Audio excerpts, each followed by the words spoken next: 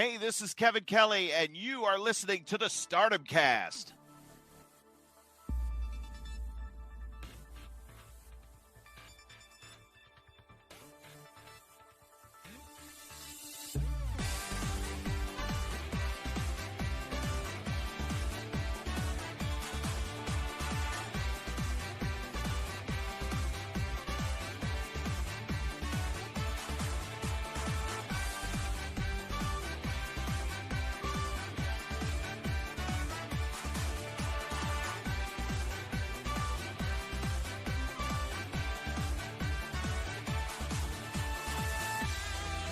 Hello guys, and welcome to the Stardom Cast, your weekly audio source of all things World Wonder Ring Stardom. Many happy returns of the festive holidays, my friends. I'm Rob Goodin. I'm joined by Matt Turner. Matt, are you in the festive spirit yet? I sure am, sir. And before I forget, I just want to let everybody know of a programming note. We're going to be changing the intro to this show. We're going to get a soundbite from last week's show with Rob saying there's absolutely no way possible that the Triangle Derby, that Stardom is going to make the Queen's Quest team, Saya Kamatani, Azumi, and Utami. Absolutely no way. To the point where he was almost like shouting at me. I was a little afraid. I'll be honest, I might well clip last week's episode and stick it at the front of this podcast. I don't know why anybody takes me seriously or anything close to seriously when I clearly you get some podcasts where you get the impression that at least one of them is in the know, someone's giving them information on the sly. You can at least be assured, guys, that I know absolutely sod all, because I've got everything wrong at almost every single turn, I think, this year, Matt. Yeah, you're on a roll, buddy. But and just to kind of add a little context, just to kind of add a little more to the joke. So this podcast drops Friday, midnight, like my time, right? Mm-hmm. So I get a text from Rob around 5:15 in the morning, Friday morning. And I look down at my phone and it just says attached one image. I'm like, I know what this is about already. I'm pretty sure I already know what this comment that he sent me is going to be. Sure enough, I looked at the text and it says, yeah, was wrong about this one, buddy. And I open up the picture and there it is, folks. The official announcement that the Triangle Derby team will be Utami, Azumi, and Saya Kamatani. So I just thought that was absolutely hilarious. And I think I texted you back. I'm like, boy, it's a good thing we just dropped this podcast 5 hours ago where you were so adamant that they would not be a team. So adamant. I mean, I think they might have been the first team announced as well. So it wasn't even like they were holding off. It was like, oh, Jesus Christ. Yeah. I mean, we'll be talking about the Triangle Derby news in a moment because obviously the 2 blocks were announced, I believe, the day after we recorded or the day of the episode dropping, because I think they were announced during New Blood. So we'll talk about that. We've got quite a bit of news to get through. We've got 3 shows to review. And on top of all that, we've also got our Dream Queendom preview, which I am quite excited for as we get closer to, because we have only got 2 shows left. Okay. Yeah, because I think next week's show will literally be a quick show because we're just going to review the show for the 24th before we get on to our mega episode at the beginning of the year. Absolutely. So, Matt, before we sort of kick into what is undoubtedly going to be the world's longest Stardom Cast episode, what is coming up on our Patreon this week? On the Patreon, we released this past week not 1 but 2 watch-along episodes for our Merry Mayu Christmas. Myself and Sean watched Kairi versus Mayu from last month's historic crossover show. And it was actually really cool watching it with him because Sean really doesn't watch a lot of Japanese wrestling. He's very indulged into the WWE, NXT, AEW, American style wrestling. So it was really cool to kind of get his take onto, obviously he knows who Kairi is, huge fan of her, especially on her run through NXT and WWE. I did, before we hit the play button, it is recorded, but I did give him a little bit of a brief history of Mayu and Kairi just to kind of get him up to speed. By no means did I give him the whole history, like 3,000 years ago, fire was invented. I didn't go that deep into it, but no, it was really, and if you get a chance, because we get a completely different perspective on it, from Sean. So I thought that was a really, really cool little side nugget there. And then, of course, this past Monday, we released, in my opinion, the greatest Stardom match of all time from Year-End Climax 2016, Mayu Iwatani challenging Io Shirai for the World of Stardom Championship. And then I believe, I think when we're done recording this podcast, I think me and you are doubling up, right, buddy? I think we're recording the Sherry versus Mayu match from 2020. We are indeed, from Yokohama Cinderella, I think it was, from 2020. I'm very, very excited because I haven't seen that match since the time. So 2 years.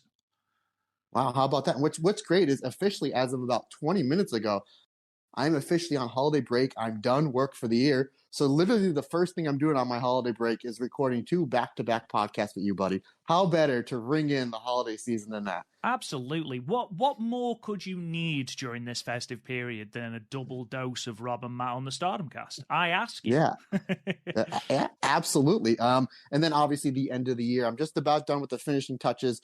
By the end of the year, the Thunder Rock review will be up for the white and red belt tier Patreon members. And then for next month, just to give a quick preview for the January watch along, here are the, if you remember, I said last week that it would be you suggest what you want me to watch, and that's what I'm going to watch. So here are the 4 matches that we're going to watch. It is going to be, we're going to go to the Tokyo Dome from earlier this year as the MK sisters reunite, Mayu and Starlight Kid, to take on the team of Saya Kamatani and Tam Nakano. We also have Io Shirai challenging Meiko Satomura for the World of Stardom Championship from Year-End Climax 2015. We have, I don't have the exact date, Azumi defending the High Speed Championship against Corey. Help me with her last name, Rob. You're better than me. The girl that's Fukin Death. Oh, Kaori Oniyama. Yes, there it is. I promise I will get better at the names.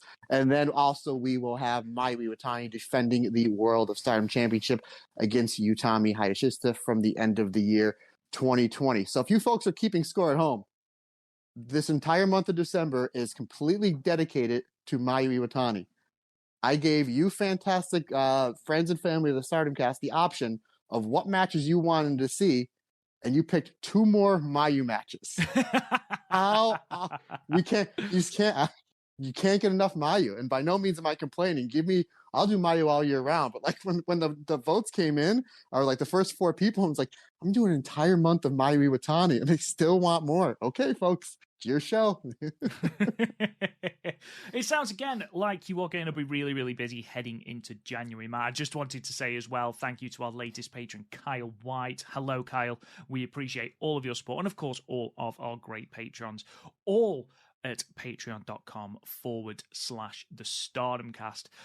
Let's kick into some news then. As Matt alluded to, I can't predict anything to save my life. On Friday, the Triangle Derby 2023 blocks were announced. So the teams are as follows. H&M, which is Mayu, Iwatani, Hanan, and Momo Koga. We've got the aforementioned Queen's Quest team of Utami Hayashishita, Saya Kamatani, and Azumi. The Bari Bombers, which is Julia, Tekla, and Mai Sakurai. The Cosmic Angels team of Tam Nakano, Natsupoi, and Saki. Unique Glare, Starlight Kid, Haruka Umasaki, and Ruaka. The wonderfully named Power Passion Pineapple, which is Nene Takahashi Yu and Yuna Mizumori. And then, of course, we have a mystery team. Now, that's red block, Matt. Before I go on to blue block, and obviously aside from the Queen's Quest team, who I'm not going to say look like at least one of the favourites on paper, simply because if I predict it, it'll be wrong. So I'm just going to keep my mouth shut. But who else catches your eye there? The Meltier Saki team, I think, will be interesting. Also, Julia teaming with Tekla and Mai Sakurai, just because Julia and Tekla, that was kind of her go-to tag partner. And before Tekla got hurt, then her and Mai Sakurai just had a string of like fantastic matches. And then I thought they were going to team them up for Tag League, but obviously Tekla came back as part of Mafia Bella, and they were obviously fantastic together. So Julia teaming with basically her two tag partners, especially coming off what we all, we'll get into the end of the show. We all think is going to be her, walking into this Triangle Derby tournament as the World of Stardom champion. So obviously, my favorites, I don't need to tell you, is going to be the Queen's Quest team, but the Mel Saki team and the DDM team with Julia, Tekla, and Mai Sakurai. Those three teams, they look the best on paper to me. And you certainly can't rule out Power Passion Pineapple when you consider that Nene Takahashi and you are the current Goddess of Stardom Tag League winners, and will, at that point, having had their match against Meltier for the titles. This mystery team, then, I think it's fairly accepted that it's going to be Mina Shirakawa. Obviously, she's the huge omission from across these cards. I've seen maybe it'll be Pink Kabuki, so Mina Shirakawa and Unagi Sayaka.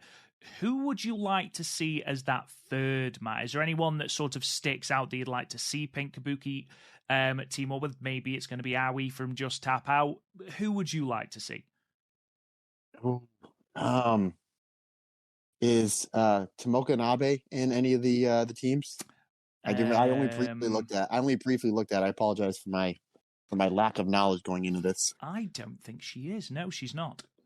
Ooh, I would like to see her. I just watched that match with her and Suzu Suzuki from that New Japan Crash JTO show, and it was fantastic. I would like to see her, but obviously I think it's going to be Mina Unagi. But who's that third person going to be? I don't know. Obviously, if you're asking me, I would like if we be either the Repo Man or Bushwhacker Butch. But let's throw a wrench in it. I don't know, but yeah, I think it's going to be Mina Unagi.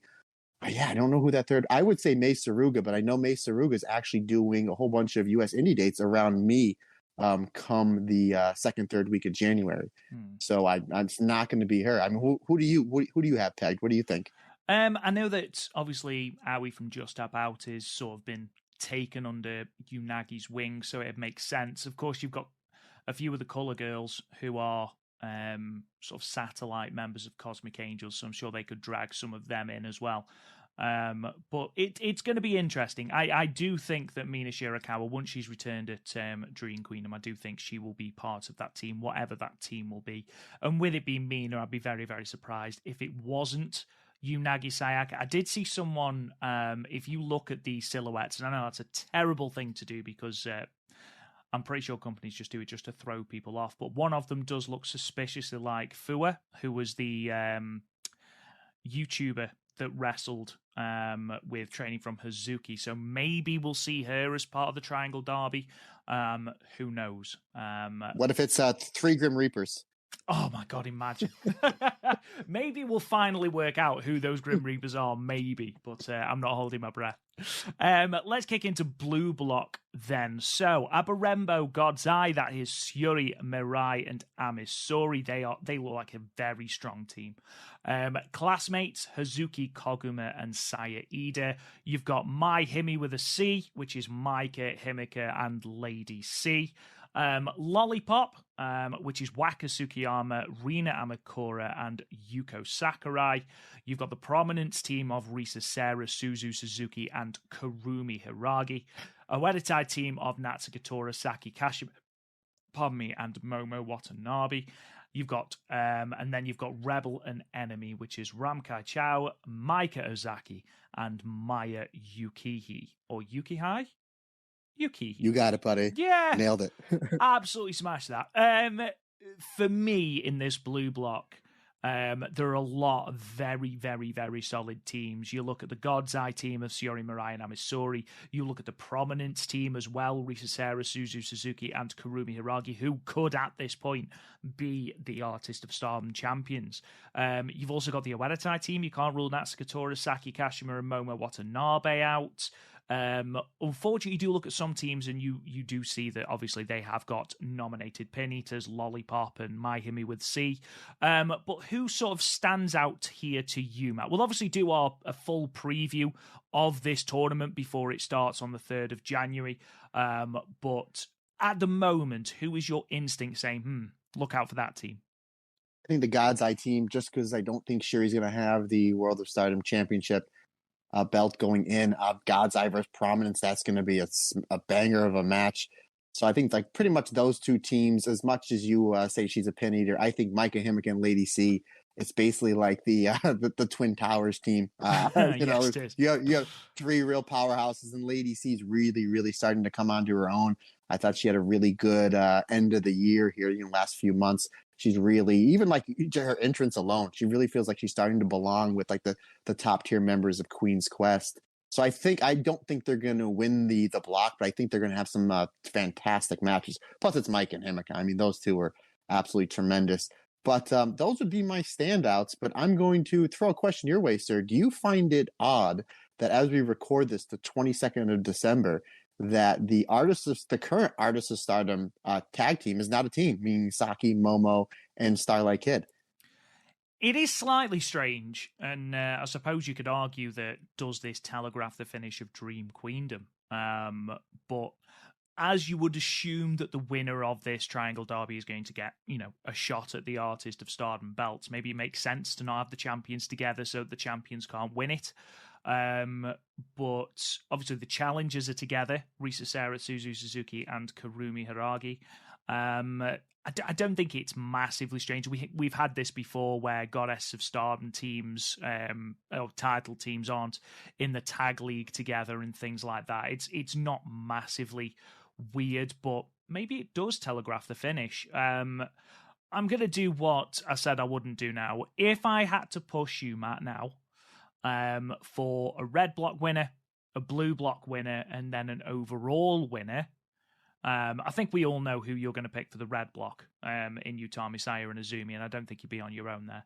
But what would be your two block finalists and who comes out on top? It would be, I'm not even looking at the blocks, and I apologize. I'm on vacation mode here, folks. Can we do Queen's Quest versus God's Eye? That would be are they in the same block or no? No, they're in different blocks. Oh, I'm right. Yes, look at me. Go me. I had a 50-50 shot at getting it. And unlike you, good sir, I got it right. No, I think, again, obviously, we might have to do it next week. That's where we might have to do the preview, just by the way everything's lining up with the holidays. But we'll talk about that more off air. But yeah, I'm going to say the God's Eye team versus the Queen's Quest team. If you think about it, this is the first Triangle Derby tournament. So I think if you end the final with an absolute banger of a match like that, I think that's the way to go. I do have to agree with you. I know. Don't put any money on anybody. I was just going to say, I've instantly ruined match prediction by agreeing with him. Lollipop wins it. You heard it here first. I do see it being a Queen's Quest versus God's Eye final. That is such a tasty matchup on paper. And I think God's Eye come out with it. Because you're right, It's the inaugural one. I think you need sort of a powerhouse team. Utami, Saya, and Azumi don't need it because at this point, Saya will still be the white belt champion, Azumi will still be the high speed champion, and Utami may or may not have beaten Kairi.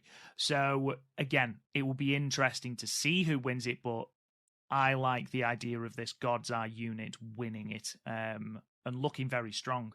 I do think Prominence will maybe be second in the block, and then maybe the Cosmic Angels team over in red block. It depends who this mystery team is, but we'd love to hear who you think is going to win it, who you think is going to be the block finalists, so to speak. So hit us up on Patreon, Discord, or Twitter. We'd love to hear your opinion. Next thing on the New Blood show from the 16th, it was announced that New Blood tag team titles will be introduced next year, with a tournament to crown the inaugural champions beginning at New Blood 7 on January the 20th, and concluding at New Blood Premium in Yokohama Budokan on March 25th.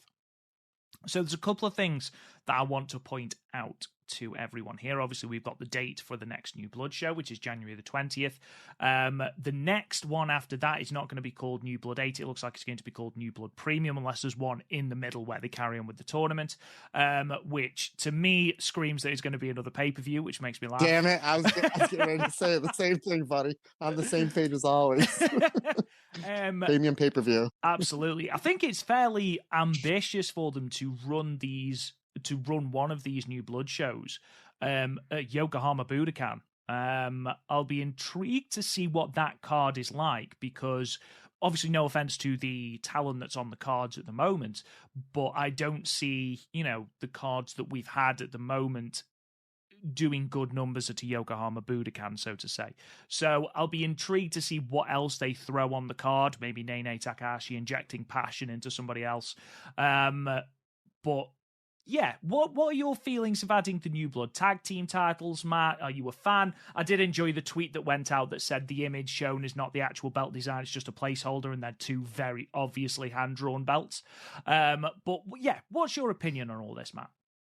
I think it gives the New Blood shows a little bit more steam to it, that they're adding tag belts, and you can kind of just make these shows. There's very few singles matches. I mean, we'll see the Future of Stardom Championship. It's been defended a few times here. I believe even Ami Sohrei, when she won it, was the main event of the last New Blood show. So I think if you put like a Future of Stardom Championship match on these shows, and then maybe like a Just Tap Out Championship match, and then you throw these new tag belts, it just gives these shows a little bit more steam. But to kind of piggyback what you were saying on the New Blood Premium, if they're running Yokohama Budokan, I would not be shocked to see like a Julia title defense on that show, coming off everything with the 5-star, her losses and her draws. And then it'll take 2 seconds to heat up feuds with Natsupoi and Starlight Kid. Her like first 7 or 8 challengers are pretty much laid right out for her. And it's going to be an absolute banger of a run. So I wouldn't be shocked to see like maybe Julia versus Starlight Kid World of Stardom Championship match on that show, or Julia versus Suzu Suzuki, where they can kind of blow off that feud. There if they're because they're going to want you're going to be needing to put an ass every 18 inches. It's a lot of seats to fill, so you can only do so much with the New Blood theme. But I think if you put a banger of a main event on there, I think that they'll do fairly well. But as far as New Blood tag belts, yeah, 2 thumbs up. I'm all for it. Yeah, I think it adds an extra dimension to these shows. I do like the shows, to be perfectly honest. I do like that they are basically just using it as a platform to showcase younger talent and more inexperienced talent, which I do like. I do like it as a concept. And adding tag team belts just sort of gives them something to fight for, because as you said, there aren't many singles matches. You're sort of using the Future of Stardom belt at the moment as the main belt on the show, which is absolutely fine. And then obviously, like I say, those New Blood tag titles as well. I'd like to see a team of maybe Aoi and Tomoka Inaba, or maybe it'll be Nanami and Tomoka Inaba from God's Eye. Maybe they'll be the first champions. But it will be quite intriguing. Just to sort of go back to a point that you made about the March 25th show. When is the big Stardom show in March? Is that March 27th, or have I made that up? I think you might be right. Are you talking about the World Climax? Yeah. I think that they say it was March or April. I'm not sure, because obviously that's the big rumors where Sasha Banks is going to have a proper Stardom match there.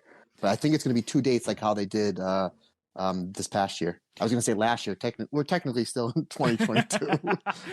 I will have a look at that in a minute. Sorry, my girlfriend has just bought me some homemade churros with homemade chocolate sauce. So she's what a keeper you have there, buddy. What a keeper! Tell me about it. She is 100% the pallbearer to my Undertaker.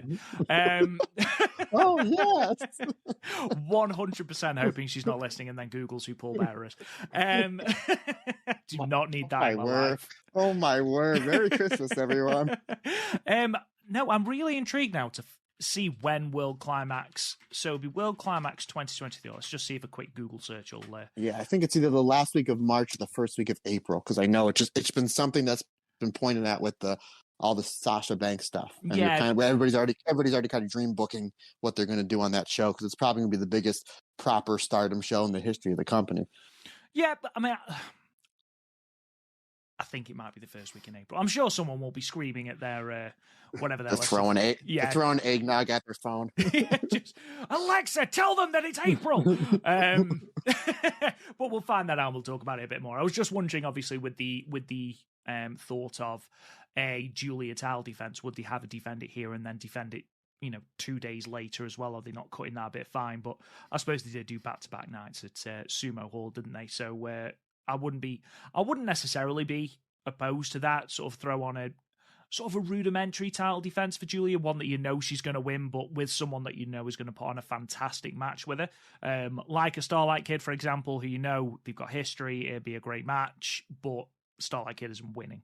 I think that's a really good idea. Just off the top of your head, Matt, obviously I'm not expecting you to remember every single person that's ever wrestled on a New Blood show, but is there anyone in particular you like to see with these New Blood Tag Team Championships? Tomoka, Nabe, and Aoi.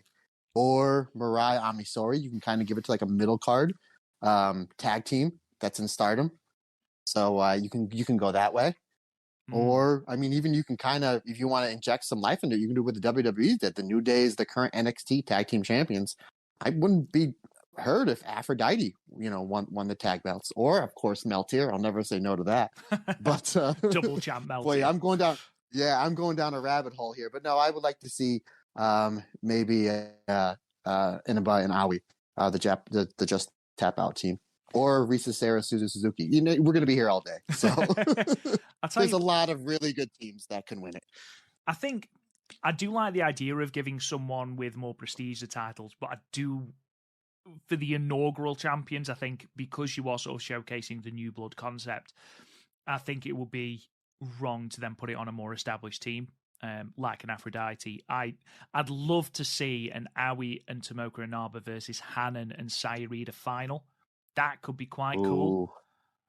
Yes. Because Wayne Gory obviously have teamed before. They've both appeared on, if not all of, most of the New Blood shows. And I think those four women could put on a fantastic match. But yeah, we'd like to hear who you think is going to be the inaugural New Blood champions, so get in touch. Just quickly, Syuri was the 9th Stardom wrestler in 12 years to get the Tokyo Sports 2022 Women's Wrestling Grand Prize, so well done to Syuri. I think everyone will agree that is thoroughly well deserved, and a nice feather in the cap where she was also voted PWI's Woman Wrestler of the Year. And then Matt, you sent me a link today. Would you like to explain to the good people what you sent me? Absolutely, folks. It's the giving season. I love to give, not only for the holidays, but all year round. So I was kind of just messing around on my phone, just going through certain things, just trying to stay up to date. And I saw that there was a link that went up on the Stardom official YouTube page, and it's basically a link to the new Meltier music video. Where it's just, and when I clicked on it, first of all, I was disappointed. It's only like 1 minute and 42 seconds long. It should have been 11 minutes and 42 seconds long. But it's if you do relax over there, he's gonna have a heart attack.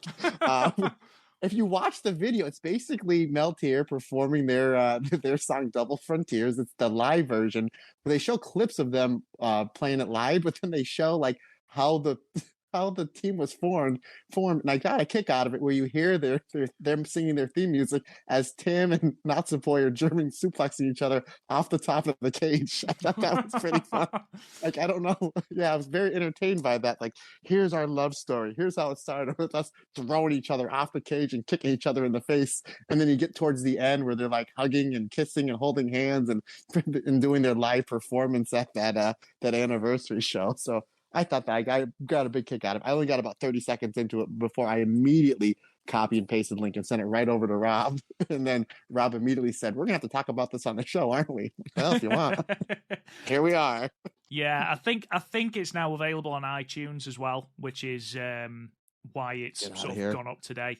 Or it will be tomorrow, the 23rd. So if any Meltier fans out there, go and check it out. I did enjoy, like you just said, I did enjoy the the quite nice music, and then you've got the backdrop of Natsupoi kicking Julia in the face. It was quite the disparity. But awesome. Let's start talking about these shows then. So let's start with New Blood 6 from Friday the 16th of December 2022 from Shinjuku Sumitomo Hall in Tokyo with an attendance of 306 people, making it the lowest attendance for a New Blood show, beating out the only other show to reach 300 people, which was New Blood 2. Every other show that they've done has reached 400 people. So does that surprise you, Matt? Maybe a little bit. Maybe just because getting towards the holiday season, there's a lot of big shows coming up in Japan. Maybe that's what it is. Between Dream Queendom, Wrestle Kingdom, there's a big show, a Noah show coming up on 1/1. With the Nakamura and Kenta and Marufuji teaming back up. So maybe that's what it was. Maybe it's just people kind of maybe saving a few bucks during the holiday season. It could be. I mean, and again, this isn't a knock or anything, but I think we both said when this card was announced, there's nothing blow away on this card, is there? There's no, aside from maybe Nene Takahashi sort of randomly putting in an appearance against Lady C in my opinion, what was match of the night.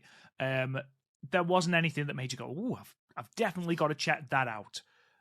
Which was a shame. Even the Future of Stardom Championship match, I mean, it only went 9 minutes and 7 seconds. So I don't know, there was something, it did seem a little bit more thrown together than the other New Blood cards. That might have something to do with it as well. Let's have a look at the matches then. So match 1 was a singles match. Miyu Amasaki defeating Miran with a clutch variation in 5 minutes and 48 seconds. Miran is 13 years old, which is baffling. She is doing lion salts, Matt, at 13. Now, I don't know about you, but if I tried anything like that when I was 13, all of my bones would instantly disintegrate into dust. Like, she's got less than a year's experience, and I teach children older than her. That's baffling. I have a child 5 years older than her. But as impressive as the lion salt was, excuse me, the most impressive thing she did is when she kept hitting those body presses off, she would hit one off each side of the ropes. To me, I mean, that takes a lot of cardio, timing, and Miyu Amasaki being in the right place at the right time. That was the most impressive thing. You do all the moves you want. But, like, man, when you get tired in the ring from doing spots and you get blown up, and she did not at all. And I didn't know she was 13 until about a day or two after I watched the show. You sent me a text message, and I was like, get out of town, because I thought I was thoroughly impressed. And I thought this was a really good opener. We've talked before on the show about how right out the gate, how great Miyu Amasaki looked. And then it seemed like since her Future of Stardom championship match, where she kind of just didn't seem at the right place at the right time, it seemed like she was kind of up and downhill, and we really didn't know where she was going. But it seems like towards the tail end of her teaming with Azumi in the tag league in this match, it seems like she's back on track. But I thought this was a really, really solid match. I really enjoyed it. I thought it was a really, really good opener. To me, this is what the entire of New Blood is about. It's about, as the title suggests, New Blood. I mean, you've got Miran, who I think at this point had wrestled 28 matches. That was it. She's 13, less than a year's experience. So to give her this platform, that is what New Blood is about. So if you come to this show and expect, 5-star classics, it's not going to happen. But to sort of watch these shows and see the stars of the future, coming together as young as 30. I mean, we had Hanan, we had Rina, we had Hina, Azumi, Starlight Kid started at 14, and to see the youth of the Joshi scene coming through, that's why I enjoy tuning into these shows. I know that they aren't going to be of the caliber of a Mayu versus Utami or whatever, but I don't go into the show expecting that, Matt. I don't know if you're the same. No, I mean, I really just enjoy it. First of all, it's free. It's on YouTube, and it's right there. It happens. I don't watch it live because it happens like 2 or 3 in the morning. So I'll watch it when I get done with work or everything that I need to get done. But so it's right there. You can watch it. It's a quick show.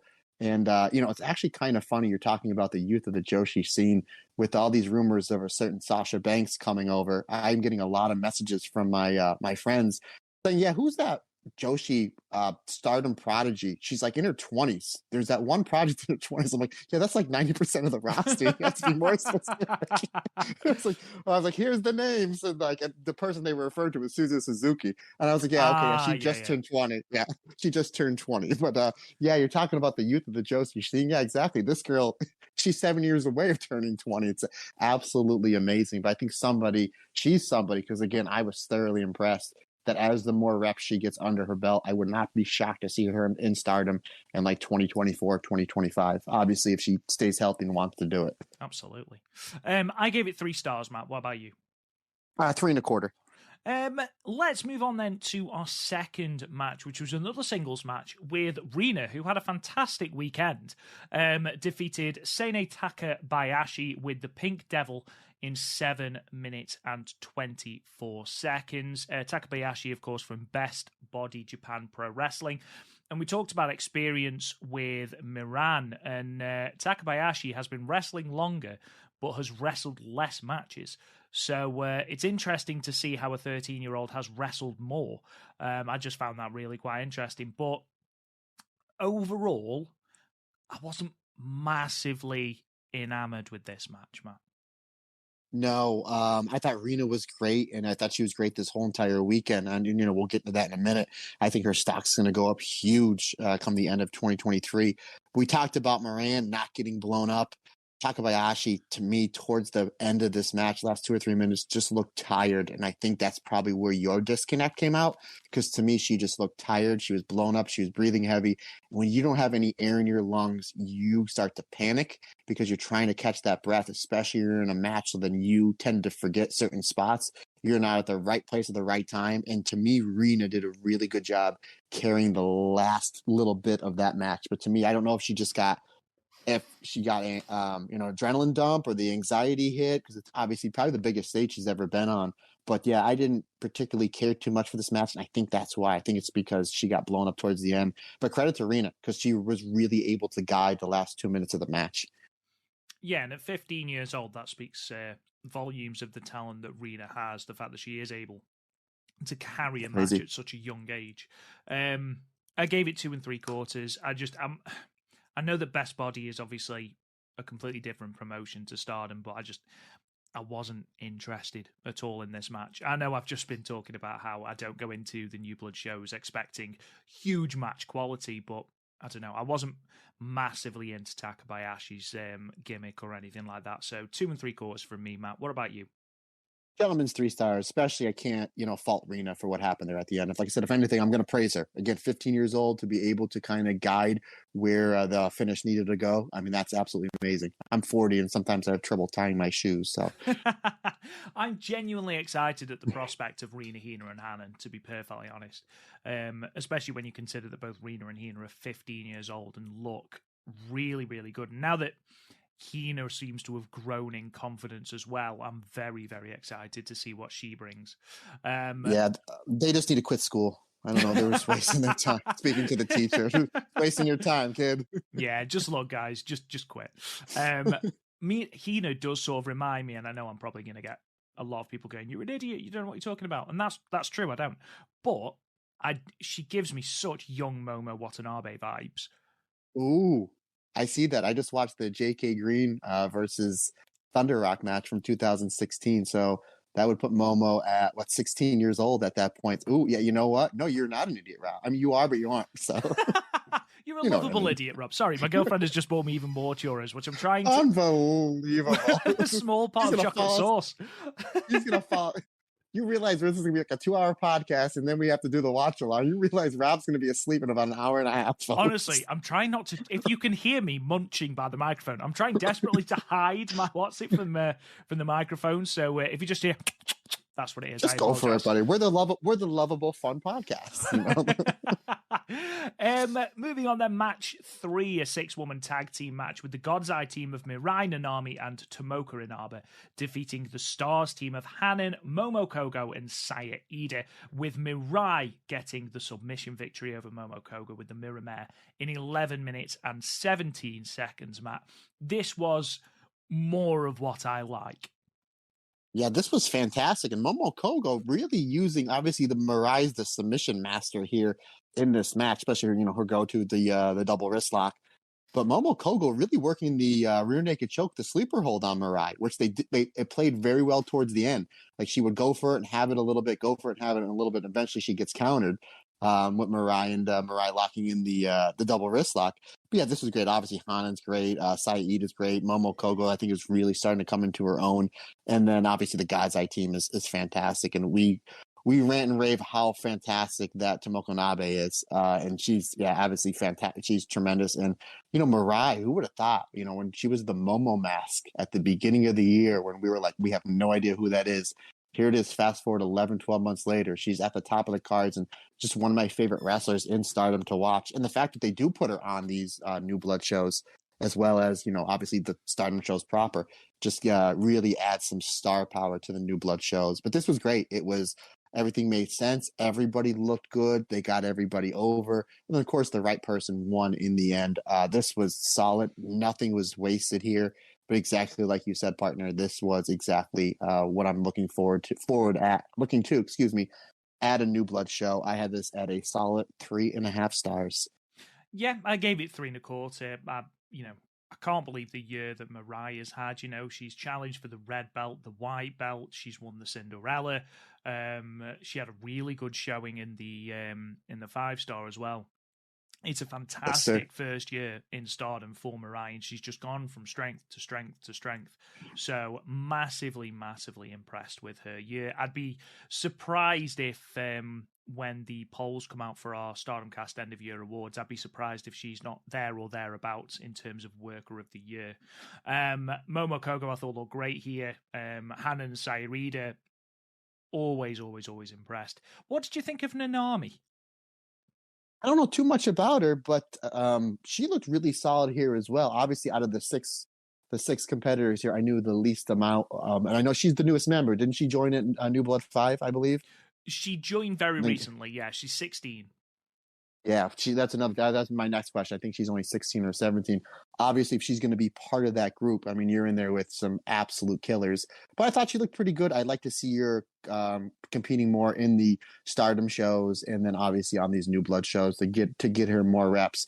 Again, she looks like she's got the hunger for it and the passion for it to be at that age on this stage. She's only going to get better, Rob. Yeah, absolutely, absolutely.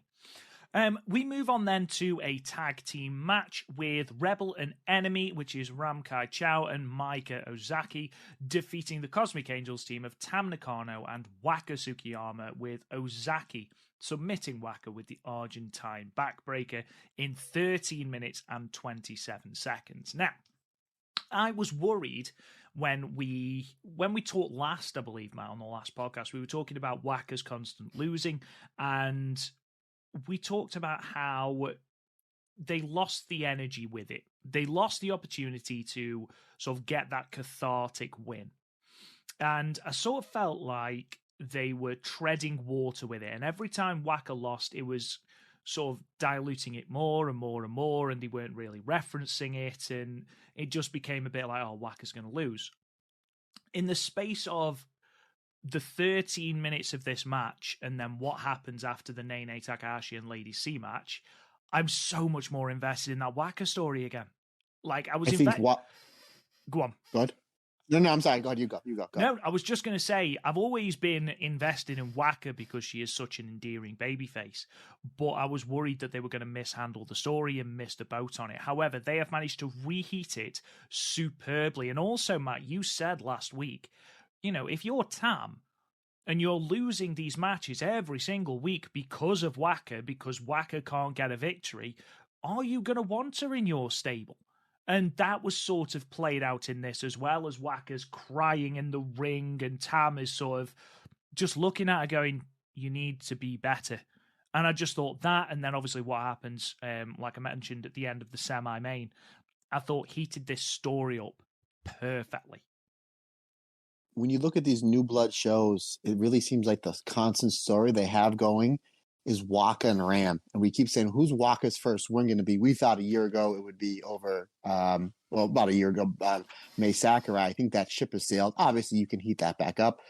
But I think it's going to be over Ram. I really think that's what they're doing. And another thing, and I think it was brought up to us, I think on Twitter, I forget who it was, somebody sent us a message. And they said, do you think that they're holding off Waka's first win until they get out of the clap crowd? Because you're building it up so much that you want her first win. You want the people to be jumping up and down and throwing the babies in the air and throwing the popcorn and whatnot. So I see that as a possibility. But then again, at the same time, it's like we keep hearing we're so close to cheering crowds. And you hear like New Japan or Noah will do like certain shows where it's a cheering crowd. So it's like, I understand that point. But eventually you got to pull the trigger on it before you just dilute it. so far down. And this is kudos to Waka because I mean, the book. It's not up to her. She basically is, here's the booking. Here's what you need to do. You go out and do it. And she's doing it to the best of her ability every single time that she's out. So yeah, I mean, there's a lot of different ways to look at it. It definitely is interesting. And that just shows you how great the booking of Stardom has been the last 12 and 14 months. They have all these crazy stories going on, with the prominence and Julie and Sherry and bringing in God's Eye and Tam and Natsupoi killing each other and then, turning into the greatest tag team of all time. And then you throw this Waka thing in there as well. It's just like there's so many interesting stories coming in and out of Stardom that it's definitely something to keep your eye out for. But I think that's my prediction is I think Waka is going to get that first win. I think it's going to be over Ram because they're doing a really good job building the two of them up, especially the fact that poor Waka, every one of these New Blood shows, it's like death taxes and Waka gets the powder thrown in her face. You just know it's going to happen. My only concern with that is, would you then have her get the win on a New Blood show? Or, I mean, New Japan have obviously announced that cheering is more or less back at Wrestle Kingdom, which is going to be fantastic.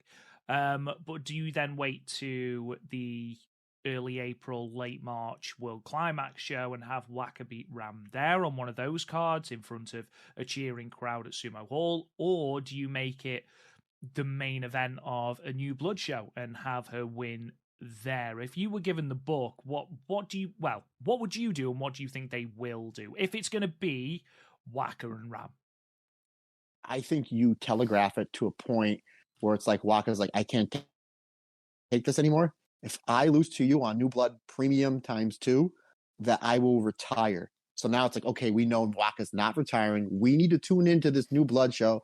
We don't have to pay, the pay-per-view fee, or we don't have to wait 3 or 4 days for it to go on Stardom World. We can watch this live on YouTube. I think that's the way to kind of go about it, because it's not a major thing, but it's something that we just been kind of peeking in the curtain for. So I think that's where you do it. But I think Waka gets to a point where she puts a stipulation that either she leaves Cosmic Angels or she'll shave her head or she'll retire from wrestling if she doesn't beat Ram, to the point where it's like, okay, we know we need to watch because Waka's going to go over and this is going to be the big win.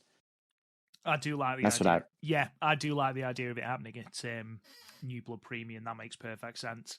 It's a bigger venue, and I think with the stipulation as well, you're going to get a lot of people tuning in. I'm sure Ram will be up for doing that. But overall, I mean, this match, we haven't even talked about the match. We've just talked about Waka, but I enjoyed this match. I enjoyed the chemistry between Ram and Waka. Like you said, they've done a fantastic job of building that pair up. I gave it 3.25, Matt. What about you? I was the same, 3.25. 3.25. Yep, I thought this was solid. It's nice when you have some star power too on these shows. And you talked about Nanae Takahashi coming, being in the semi-main. But obviously, you have Tam in there, and then as well as certain somebody in the next match we're about to talk about. Well, let's talk about that match then. Match 5, a tag team match. The Donna Del Mondo team of Mai Sakurai and Tekla defeating the Starlight Kid and Karma, which is Haruka Umasaki's alter ego. That team via disqualification in 13 minutes and 53 seconds. Yep. Go ahead. You got the sigh. Yep, I'm with you, buddy.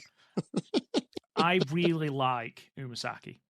I think Umasaki is great. The matches that I've seen her have always been great. I do not like this Karma gimmick one bit. And no, I mean, she's 20-something, I think. She's early 20s. She's really young. Does she need she's 21. Does she need an alter ego? No, just wrestle as Haruka Umasaki. That's what people want to come and see. I've not seen one person that likes this Karma thing. And I understand that it's, she's turning to the dark side so she can team with a Wedatai, and Umasaki hasn't done. But I don't know. I don't like it. They lost the match by fireball, 2 of them technically, because one went into, I believe, Mai Sakurai's face, and then she did one to the referee. But it wasn't even the goofy nonsense of the fireball. It was just how bored she looked whilst doing it. Like, nothing seemed to have any energy, and yes, I understand that's the gimmick. You know, she's sort of that angsty sort of, I don't know. This match wasn't for me, and it wasn't for lack of trying from Kids and Tekla, who of course are in some sort of mini feud at the moment, and that was really good. I think May Sakurai's improved massively. I hate this karma thing, man. I really, really, really do not like it, especially, and it proper compounds it, because I know how good Umasaki is, and I just want to see that. Yeah, buddy. To me, this is a missed opportunity because you have, again, we were kind of scratching our heads and we're like, really, Sai Kamatani, the wrestler of the year, may go down as the greatest, not only the wonder of Stardom champion of all time, but one of the greatest title reigns ever in the history of this company, whether it's, high speed, white or red belt. And then on your big show, you're going up against Umasaki, who I've only seen maybe wrestle once or twice. With this time off I'm having, I'm really going to need to go and do some research so I'm more familiar with her stuff as we get to Dream Queendom here in a week. But it's like, okay, so you're on the stage. This show is easily accessible to everyone. You have a decent amount of people there. You're in a match with Starlight Kid, obviously one of the MVPs, not only in Stardom, but all of wrestling this year. May Sakurai, who's improved so much, and Tekla, who's been on fire since she came back. I don't think you need to do this karma gimmick here. Have her come out as Umasaki, have her heat her up, give her the spot she needs, shine her up really well. So when you have the Stardom fans are kind of scratching their head, like, why is the co-main event of this giant show Saya Kamatani versus a wrestler that I've barely seen before that doesn't work for the company? But you know what? On this new Blood show that's easily accessible, again, right on their YouTube page, as long as you have Wi-Fi and a smart device, you can watch it. And you give her this karma gimmick, which I'm assuming and I'm hoping she doesn't do on the 29th. And then to me, she was by far and away, and I mean this with all peace and love, the worst part of this match. Just absolutely just dragged this match down. Dreadful. Like, I understand it's supposed to be like an American style gimmick where she's supposed to, be getting heat, I guess, for a, lack of a better word, and doing the fireball. But I just thought this is a missed opportunity in so many different ways. You're only a few weeks away from the biggest match of her career. Just have her come out as Umasaki, give the match 12, 13 minutes, have her look good, hit the spots where she needs to, have her get the clean win over either May Sakurai or Tekla in the middle of the ring, and then you heat her up going towards Saya Kamatani in the white belt. I think you've summed it up all up there with a nice tidy bow on it, Matt. 21 years old. There's the Stardom in showcase shows for stuff like this. Sticker throwing fireballs at someone in a match with that as a stipulation. The same one where we had coffin matches and beauty hair zest matches. That's the whole point of those shows, is Stardom being a bit wacky. I don't want to see fireballs thrown, especially when she's so damn good. And like you said, not everyone who is watching Stardom is familiar with Umasaki. I'm not.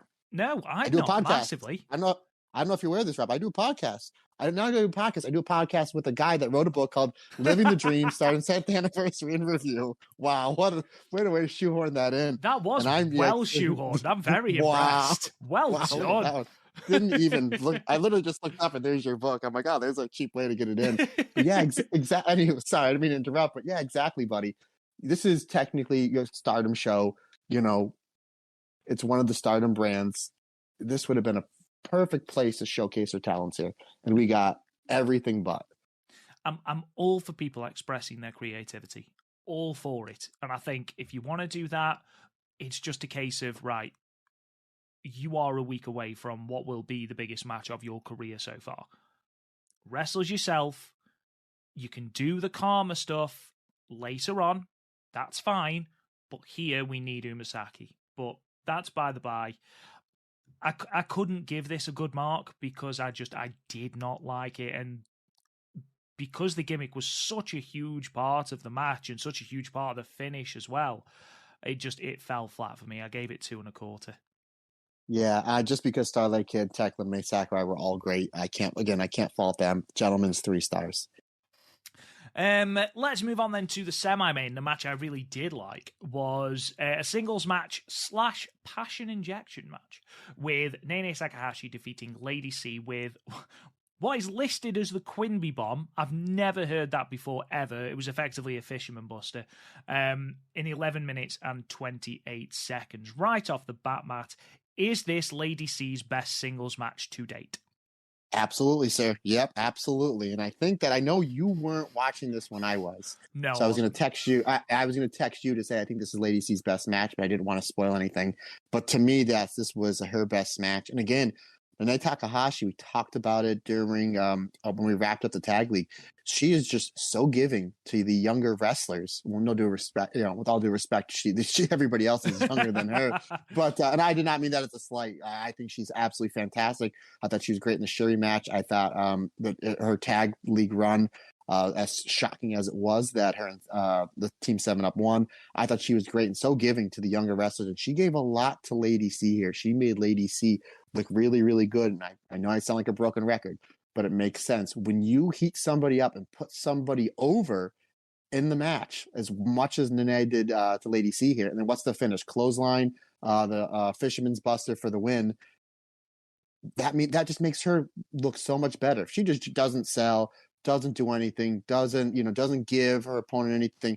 Who did you beat? Nobody. But she did a great job getting Lady C over in this match. But to answer your question, sir, yes, in my opinion, this was Lady C's best singles match. How about you? Completely agree with you. Completely agree with you. This was everything I wanted it to be from this match. Nene Takahashi, like you said, this is the perfect thing for Nene to basically get into the ring with some of talent, your Lady C's, your Momo Kogo, Miyu Amasaki. Obviously, we're getting to a program with Waka as well. Literally just elevate them by being in the ring with her. And I will just point out, by the way, I don't know if you heard this, she got a far better reception when she came out on this show than she did for the tag league. They were big into Nene Takahashi in Tokyo. But yeah, I thought she gave Lady C, nobody thought Lady C was winning this. Nobody did. However, what the point of this match was to showcase Lady C. Okay, showcase how far she has come since being in Queen's Quest. And I think they did that perfectly. Lady C got a lot of offense in. Nene sold beautifully. And it wasn't just a one move and Lady C's out. It took a lot to keep Lady C down, which ultimately I think was the perfect story in this 11-minute match. For me, this was easily the match of the night, the match I enjoyed most, the match that made the most sense. And it's elevated Lady C. So full props to Nene Takahashi in this. I gave it 3.5, Matt. What about you? I had liked it a little bit more than you. I had it 3 3/4 there, sir. Post-match, Waka Tsukiyama comes out. She's in tears and she begs Nene Takahashi to basically inject some passion into her. Because obviously, after her tag match with Tam had a discussion with her and basically left her crying in the middle of the ring. I love the idea of Nene just having this series of passion injection matches against the less experienced wrestlers. I love that. And if we can sort of work in this passion injection match with Nene and Waka into Waka eventually getting that first win, have Nene take her under her wing, maybe even teach her a move that she eventually uses to win. I love that as a story. I love that as a story. And also, that's a great thing that you can have play out on these New Blood shows.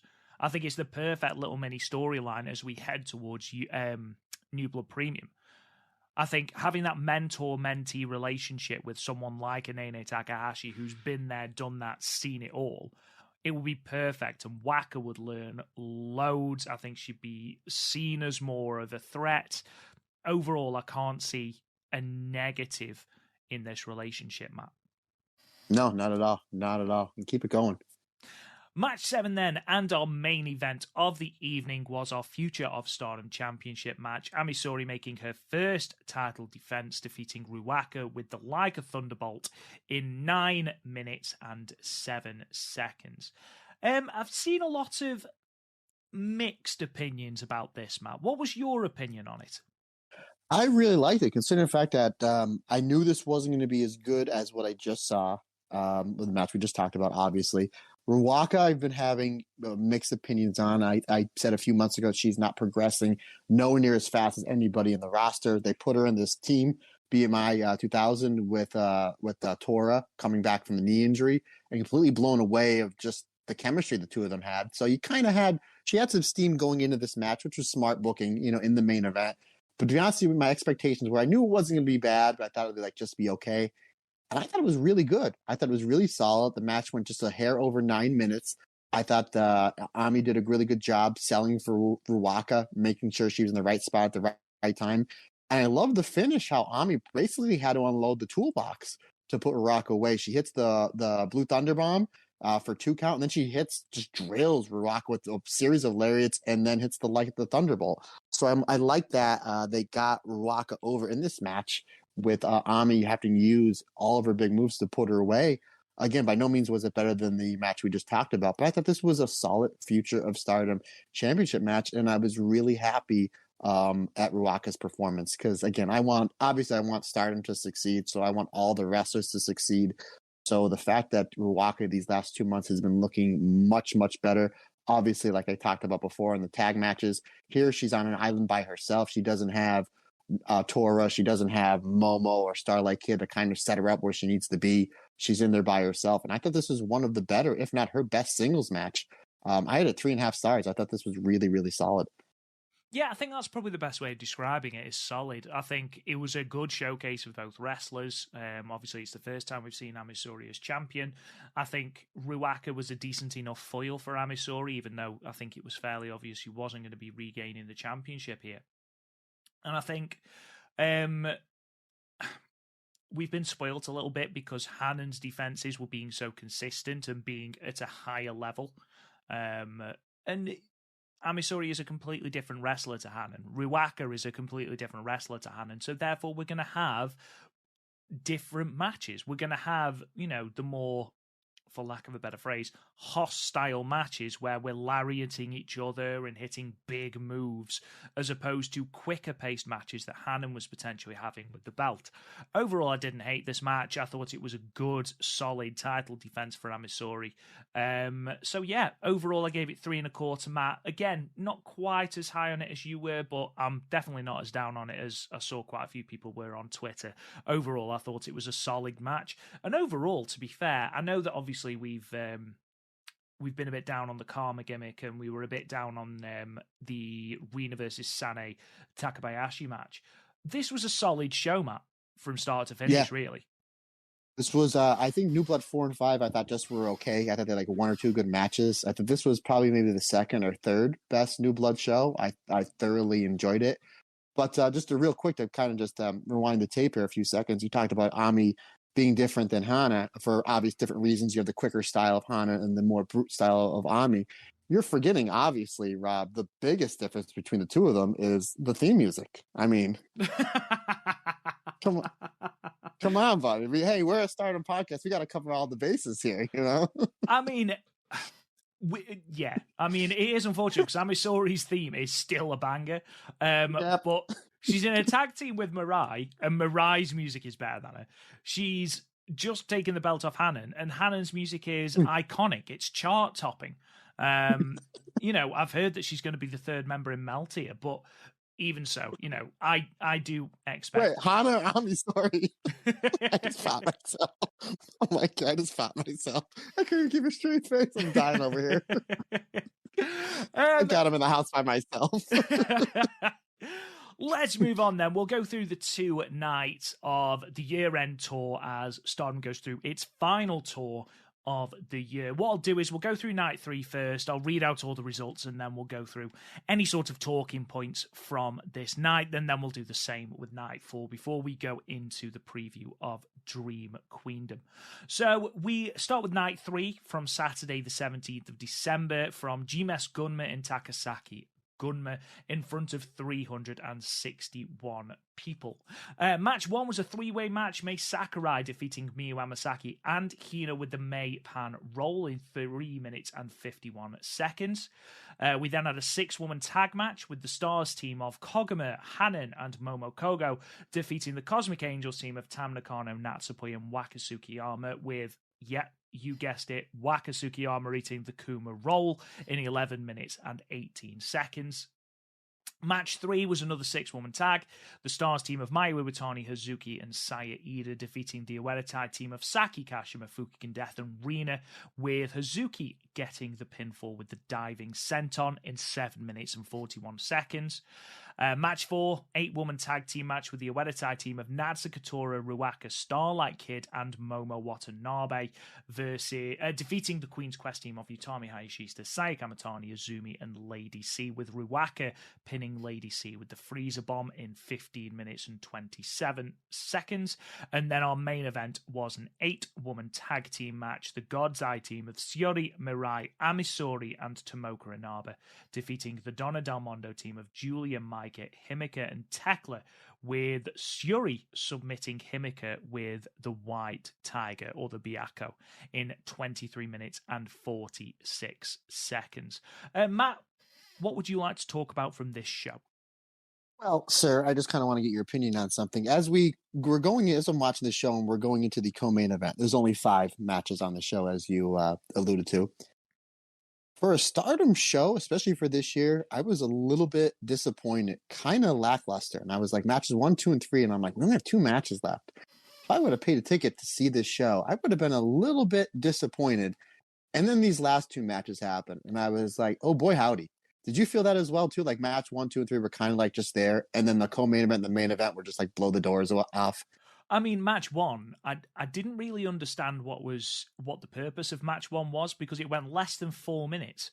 So it was just in a 3-way. Yeah, it was a 3-way. Very, very strange match 1. You absolutely right. Match 2, match 3 was sort of there, nothing to really talk about, but certainly nothing bad when you look at who was in the ring. But yeah, match 4, the 8-woman between Oedo and Queen's Quest, and then especially that main event between God's Eye and Donna Del Mondo really, really, really did up the match quality significantly, especially that main event. That main event was absolutely fantastic. Yeah, I mean, match 4, you had so many, Zumi and Momo Watanabe, kind of continuing their feud. So they were kind of going back and forth. Obviously, you have Saya Kamatani and Utami work so well together as a team. And then again, we talked about it last week, Utami and Lady C. We got to see the Holy Demon Army finish, the chokeslam backdrop driver. So I was like, yes, absolutely right there. That's always huge thing for me. Starlight Kid, we saw her and Saya Kamatani. They gel so well together, so well. And we'll talk about it in the main event from night 2, because they gelled even better on in that main event. But their chemistry together is so good. And I thought it was kind of interesting that you have, out of all these fantastic competitors in this match, that Ruaka winds up getting the fall there. So it's just like, oh, I kind of didn't see that coming, but I guess a good way to kind of heat her up. But I thought the co-main event was absolutely fantastic, just almost like a must-see match. I actually had it at 4 stars, and I'm just curious to see what you rated it at. Wow, you liked it a little bit more than me. I had it at 3.5, and then I had the main as 4, because, again, I thought that semi-main was great. I thought the exchanges you've already mentioned between Momo Watanabe and Azumi, and Starlight Kid and Saya Kamatani especially, were really, really, really good exchanges. And obviously, they gave both matches significant time, which I suppose they can when the first match only goes 3 minutes. But yeah, massively, massively enjoyed it. Natsuko Tora continues to impress. I didn't realize actually how much I'd missed her, but I think. Oh, I know. Oh, what? It might be the chocolate Cheerios talking. I think that probably is. Probably is. I'm high off dairy milk. But yeah, Tora was great. Her and Utami sort of bashing into each other like 2 fridges. Just brilliant. Loved it. But yeah, we got to talk about this main event, man. This main event was superb. The noise of Shiori's kicks to Tekla, who she broke all sorts of character when that first kick hit, because you could tell she was going to sell it, and then she was like, Jesus Christ, that actually really hurt. And she was just like, all the wind got taken out of it. They held nothing back. And then on top of that, you've got Mirai and Himika and Maika throwing lariats left, right, and center. You've got Tomoka Inaba eating all the heat, and then Julia giving her loads of offense, which I thought was brilliant but bizarre. We had the exchanges between Shiori and Julia to heat that up, as though that match needs any more heating up. It's already at boiling point. overall, these two teams could wrestle for the rest of the year, and I'd be happy. My only real shock from this was that it was Himeka who submitted to the White Tiger, but I'm not surprised that Shuri got the win, bearing in mind that we have got presumably her dropping the title. Yeah, I mean, good kind of way to kind of get her last, but I'm going to assume big win as champion. Because we're right here. We're a week, as we record this, 22nd. Yeah, geez, we're a week away. Wow, unbelievable! What a year. The one really, I mean, you hit everything on the head. I mean, obviously, if you have not seen this, folks, by all means, please go out of your way and see it. This match was absolutely fantastic. One of the best 8-person tag matches I've ever seen from any company. And then this was, you had it at 4 stars. I had it 4.25 stars. The one part of the match that I really, really enjoyed is you kind of have the 2 hard hitters with the kicks on the God's Eye team, Shuri and Tomoka Inaba. And then you have the 2 hard hitters with the clotheslines on the other team, Mike and Himeka. And Mike and Himeka hit the lariat sandwich, which is like one of their go-to moves. And then basically it gets turned around and the God's IT comes in, and then Shuri and Tomoka, they hit the stereo soccer kicks, like the sandwich soccer kicks. I'm like, oh, that's so cool, because like that's kind of like their go-to. And they kind of did like, yeah, I think those lariats are cool. They look cool, they sound cool, but watch this. I'm like, oh, it's just really cool how they kind of almost did those almost back to back, like the psychology on that. I really, really enjoyed. But yeah, it was a little bit of shocker on the finisher. You figured that that Tekla would have ate the fall here, but at the same time, you want to give Shiri one last big win before she goes into the biggest show of the year up against Julia. So I mean, it was just great. It was just great. It was hard hitting. Everything made sense. Everybody came out of this match looking better than they went in. I think Tekla's just been absolutely on fire since coming back. I'm so excited to see what she does in 2023 with this absolutely loaded roster. But yeah, you said it well, my friend. This was maybe my second favorite match from this tour. Let's move on then. Let's move on to night 4. Now, just a little note about this show. We talked about, when we were previewing it last week, about how we thought it was strange how Rina Hina and Hanan were in the main event. But actually, the show was in Rina Hina and Hanan's hometown. So thank you, Velkage on Discord, who made that clear to us. It's a good job that he knows more than us. So yeah, we're talking about night 4 from Sunday the 18th of December from New Sumpia Takasaki in Toshigi in front of 342 people. It's the highest attendance for the company at the venue. They've run it twice before, reaching 203 and then 273. So we've got a nice straight line for the growth here. Again, I'll read through the results and then we'll talk about the matches afterwards.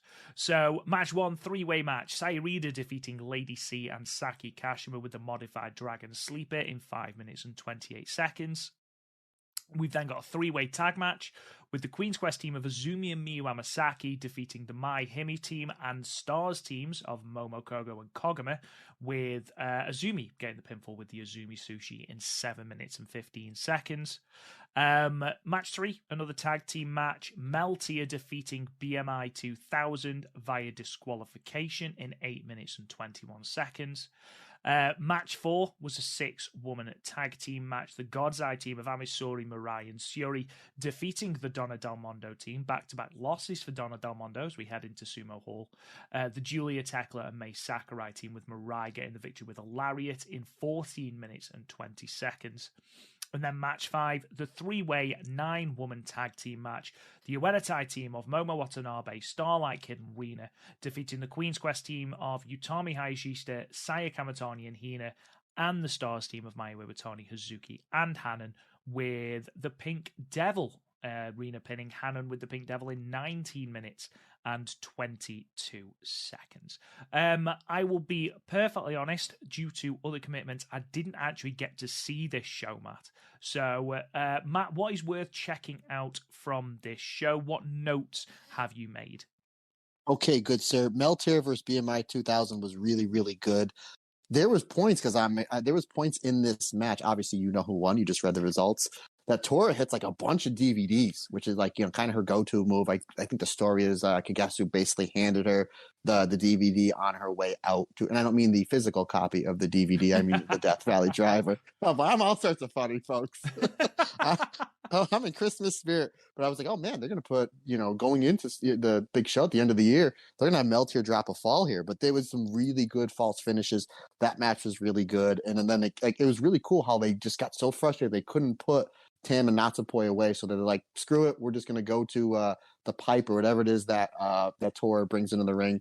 And then she just starts choking out Tam with it, and the ref calls for the bell. But that was a really, really good match. The whole show was solid. But for you, sir, and I even texted you because I know you said that you probably weren't going to be able to see the show. I texted you before because I just watched this match, that the best match of these two shows was the main event. And I remember when we were previewing this, I'm like, this is a weird main event. And then you kind of look at it, it's like, okay, you have the three sisters. They're in there, and their tag partners are pretty much like the all-stars of their faction.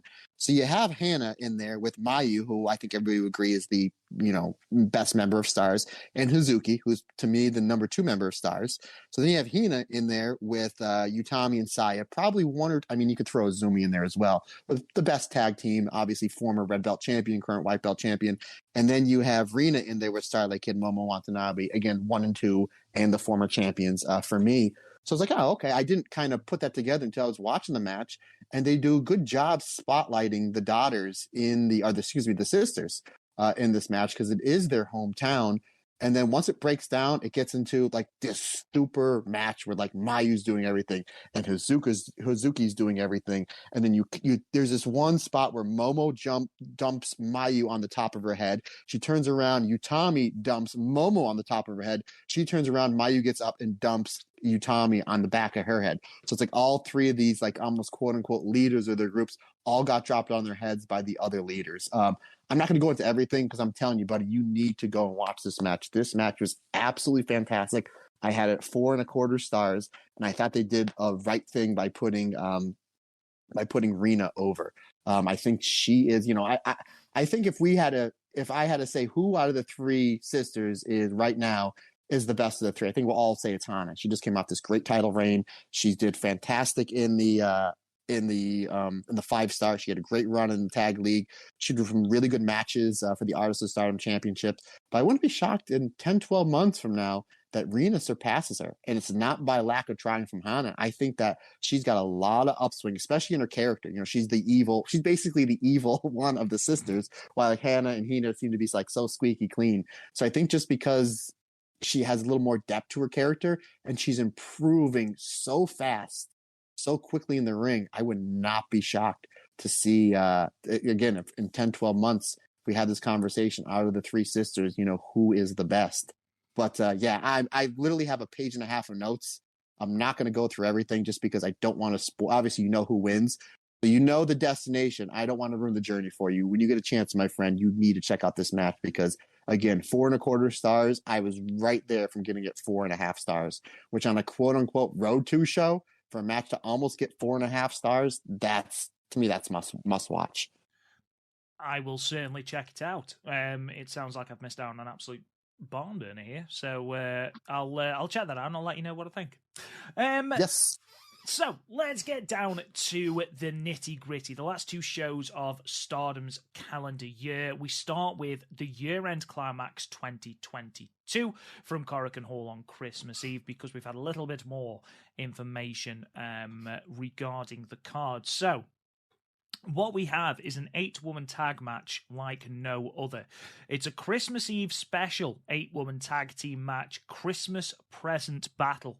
The Stars team, Mayu Iwatani, Sayurida, Koguma, and Hazuki versus the Queen's Quest team of Utami Hayashishita, Lady C, Hina, and Miyu Amasaki. Now, basically, from what I've read, all of the women are going to come to the ring dressed as Santa Claus, obviously. And whoever wins gets a very luxurious present from the real Santa. That is how it is explained on their website and also via Twitter. Now, Matt. Yes, sir. I feel like I'm already laughing. Go ahead. I feel like this is a Mayu match. Like, yeah.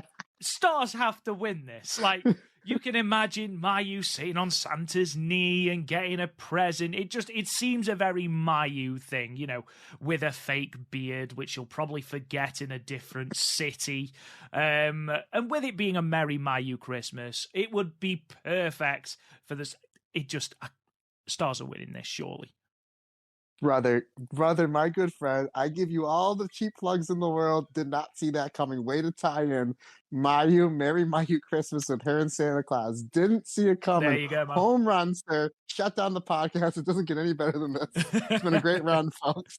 Yeah, I think so. I think I literally, as soon as it was announced, I think I texted you the picture and I said, boy, if you can put one person in a Santa suit, it's got to be Mayu, right? She'll probably put the beard on backwards or something like that.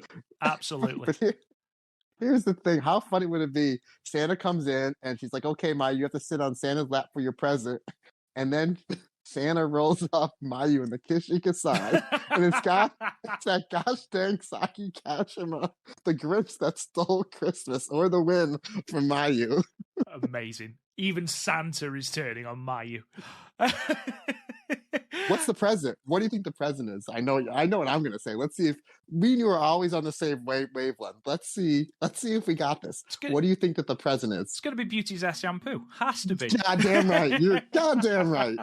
Or gift certificate to, yes, absolutely. Absolutely. Has to be. In which case, Lady C needs to win and sort of make that her thing. Her staple stipulation is the Beauty's Ass match. But no, Stars are 100%. Is that the main event? I don't That's Santa know. Claus. It's got her, right? It's the day before Christmas. How do you top Santa turning on Mayu? I don't know how you top that. Or Mayu getting a gift certificate to a beauty salon. We've got a handicap match. Stardom apparently listened to this podcast because rather than just making it a straight up Meltier versus 7-Up tag match, which is what it was, they've added Waka to the mix as well. So it's now a handicap match with Cosmic Angels, Tam, Natsupoi, and Waka taking on 7-Up. I feel like that is in there solely so that 7-Up can get the win before Meltier get their win back at Dream Queendom, Matt. Really? That's your hot take? Well, no, my hot take is that Nene Takahashi is going to get rolled up by Waka, but, you know. It is Christmas, the Christmas miracle. Absolutely. I think if you remember the match they had at the tag league, it was poor Waka just getting powerbombed through the mat from you, and I think that's just going to be a, hey, copy an A, get an A. Like, yeah, that looked really good. That'll be the finish. Yeah, we see you on the 29th. Yeah, I imagine that's probably going to be it. Waka is in there so that all 4 women who are in this tag match can remain strong, and that's fine. That, unfortunately, is where Waka is on the totem pole at the moment. We've then got some more sort of, I think they're billed to as Road to Dream Queendom matches. So we've got a 10-woman tag team match with the Uenetai team of Natsukatora Ruaka, Momo Watanabe, Saki Kashima, and Fukigen Death taking on the Prominence team of Suzu Suzuki, Risa Sera, Kurumi Hiragi, Akane Fujita, and Moki Natsumi. So, Matt, obviously the Artist of Stardom belts, we'll be talking a little bit about them when we get to our Dream Queendom preview. Who do you think walks away from this match? When you look at who is on each side, who do you think is going to walk out of Corrigan Hall with a victory? I think, just very similar to the 7-Up versus Meltier match, you kind of want to have the challengers heat them up a little bit more, especially the fact that we haven't seen Prominence since the end of, not Tag League, of the end of the 5-star. So I think Corrigan Hall obviously is a huge, huge venue in Japan and a huge venue for Stardom, especially this past year. I think it's Suzu Suzuki. You give her the win with either the tequila shot or the German suplex over, I don't know, I guess Death. It doesn't matter, but I think it's got to be, you got to give the win to the Prominence team here. Excuse me. I'd be very surprised if Uenetai come out of this with the victory. Even if Prominence are going to win the Artist of Stardom Championships, you're absolutely right. We haven't seen Prominence on a Stardom screen since, I think, were they on? No, they weren't on Stardom in Showcase, in which case it was the 5-star, I think. So it is, just heat them up, make them look like this completely dominant force, and that adds even more intrigue as we go into Dream Queendom. We've then got a tag team match, the Queen's Quest team of Azumi and Sai Kamatani versus Starlight Kid and Haruka Umasaki. It is explicitly written that it is Haruka Umasaki and not Karma. So with that, we're not going to have any fireballs or anything like that. So thank Christ. This on paper looks like this could steal the show, Matt.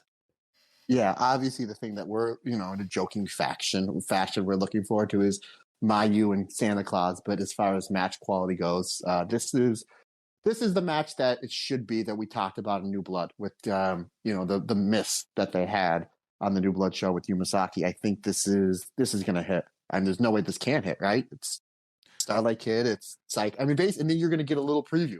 Umasaki and Sai Kamatani, 5 days out. Again, that's 5. This is the 24th. The show is the 29th. So 5 days out. So that hopefully gives us enough time where we can upload this to Stardom World. Fingers crossed, please. There's a lot of things you can do with this match. You can have Azumi and Starlight Kid go again for the high-speed belts. Obviously, they're eternal foes. You can have Haruka obviously pin Saya to heat her up. You could have Starlight Kid pin Saya Kamatani for the white belt, because obviously we've talked about how there seems to be this unfinished business between Saya and Starlight Kid. Maybe that's a path they're going down for another rematch in 2023. I do think that Starlight Kid and Haruka Umasaki have to win this, though, because as you mentioned with Karma being the one at New Blood, we haven't seen a lot of Haruka Umasaki, and those that don't watch New Blood won't have seen any. So I'm intrigued to see what Corrigan Hall makes of her. I'd be surprised if Queen's Quest win this one, Matt. Yeah, I think it's going to be Umasaki over Azumi. Or we can go the one last time from a Merry Christmas from Rasi Ogawa to you, TLD. It might well be, to be fair. I think if any of them are going to go to a time limit draw, it's definitely this one. I'd like to see them, they've gone all in on Umasaki. Like, they're putting her in the semi-main of what is one of their biggest shows of the year. If you're going to go all in on it, go all in on her properly and give her the win here. Heat her up before you put her in the semi-main of Sumo Hall. But it is Stardom. They do love them a time limit draw, so it's probably going to be a time limit draw.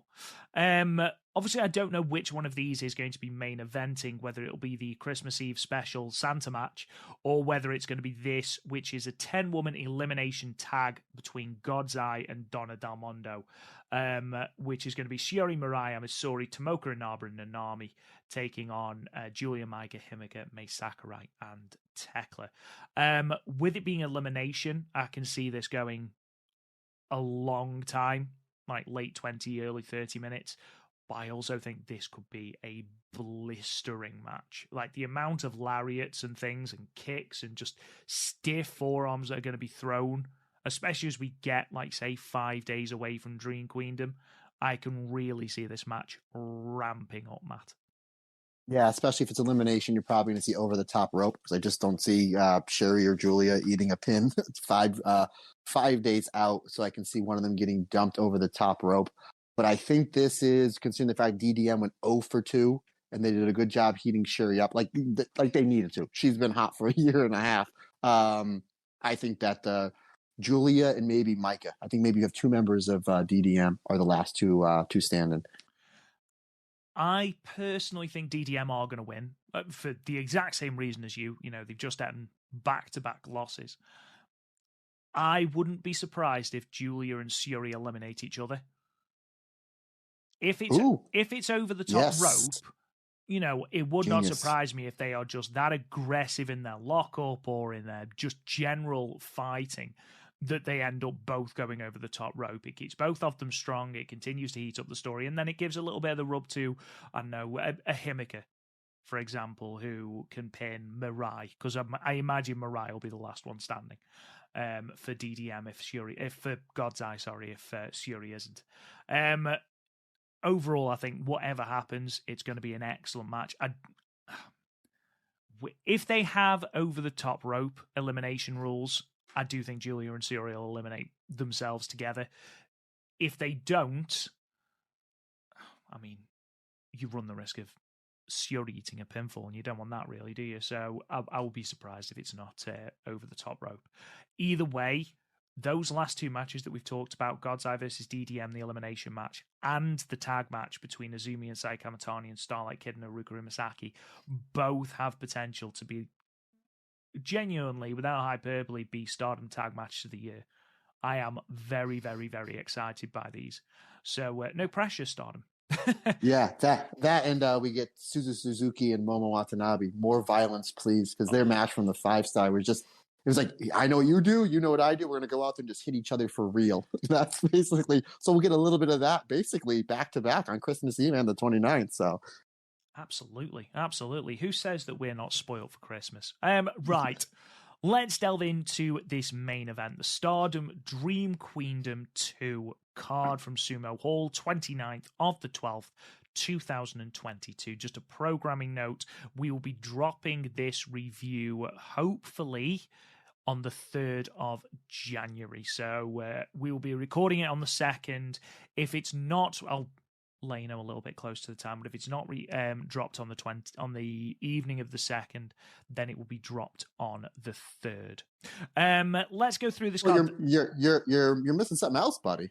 We have a special guest that day as well. Oh, of course we do. And let's be honest, it's the person that you like most out of this podcast. It's Karen Pearson is back by popular demand.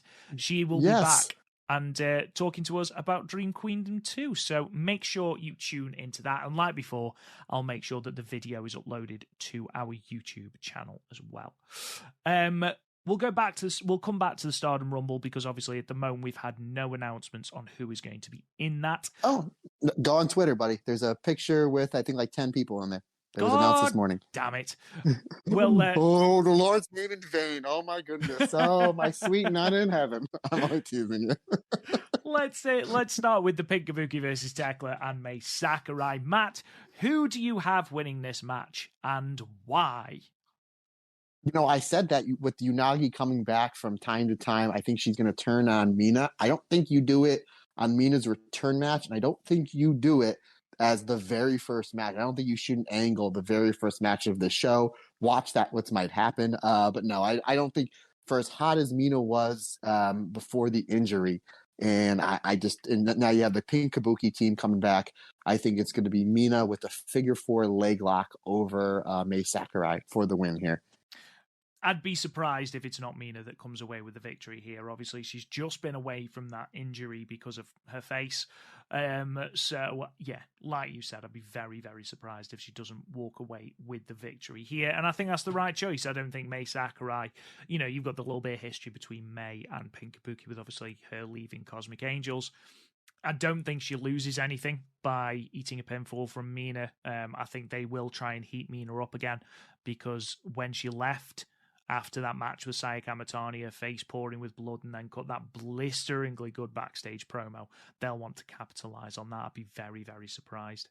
We've then got the Triangle Derby preview with Mayu Iwatani, Momo, Kogo, and Hanan, who are H&M, sorry, they're H&M now, versus Fukuoka Double Crazy and Saya Ida, who will be known in the Triangle Derby as classmates.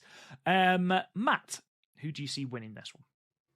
You know what, as like with the undercard matches, I think this one has the opportunity to kind of steal the show. You literally have stars on stars, and you have a preview for a brand new tournament that they're going to need to probably sell pay-per-views and seats for, in a week's time. So I think this one's really going to blow the roof off. I think they're really going to go all out here.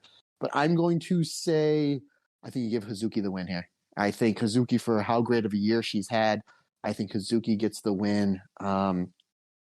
Maybe over Momo. That would be my guess. But I think it's going to be I can tell you this. If it doesn't go to a time limit draw, a Stars team will win. I just Bobby Heenan that. But I think Hazuki's going to get the pinfall win there. But I think it'll be that side of the Stars team that wins. Yeah, I think it'll be classmates that win. I do think they will be. I don't think they'll win Blue Block, but I certainly think that they will be contenders in Blue Block. I'd like to see Sayuri get the victory, but I imagine it'll be one of Fukuoka Double Crazy. You've got Hanan who can eat the pin. You've also got Momo Kogo who can eat the pin as well. So yeah, I feel like Classmates have got far more to gain from winning that. We then move on to a number one contendership match for the Goddess of Stardom championship match. We have got Mai Himi, Maika and Himiko, the new eras, Mirai Namisori, and then BMI 2000, Ruaka and Natsuko Tora in a three-way tag match. Obviously, Maika and Himiko, Himiko specifically came out and said that she understood that they've repeatedly lost for the championships and they need to do something different. I think if they've come out and said something like that and then they come out and lose, that would be rather odd. Whoever wins out of this, I'd be happy to see face Meltier. Spoilers. But I do feel like Maika and Himiko deserve it. They're my favorite team out of all these teams. They were not only my pick and your pick to win, but on our Patreon poll, 75% of the people that voted had Mike and Himiko winning the whole thing. Just to give you an idea, I don't want to get too far off track here, but when me and Sean were looking at the brackets over the weekend, we did our watch along, that there was obviously 75% had Mike and Himiko winning. There was one person that had Mina and Saki winning, one person that had my Sakurai and Lady C winning, and 0 people that had 7-Up winning. So we weren't alone on that one. But I see Mike and Himiko maybe defeating Meltier for the belts, but you don't take the belts off them at least until the end of spring, beginning of summer, not unless like there's an injury happening. So do they get the title shot and then lose, and then you heat them back up? I can see either one of these teams winning, because I think either one of these teams, I think that these teams are going to be just eating a loss from Meltier. And I don't think that it's going to be Mike and Himiko just yet. This to me is like the hardest match to pick. I'm going to kind of flip a coin here just because Ami and Mirai have had a bunch of tag title opportunities towards the end of this year. But I think it's going to be BMI 2000. But again, it's a flip of a coin. I can see either three. That's what's going to make this match so great. I mean, you have the the two great established teams, and then just how good Ruaka and Tora looked in the tag league, kind of almost as the wild card. So, and then plus the fact that it's a coin flip on who wins. But I'm going to say it's going to be Ruaka and Tora at the Oedo Tai team. Just to throw sort of a little bit more behind that theory, Mirai and Namisori were the first title defense for Meltier. So, that was only at the 5-star in September. So, are they going to give the New Eras another title shot?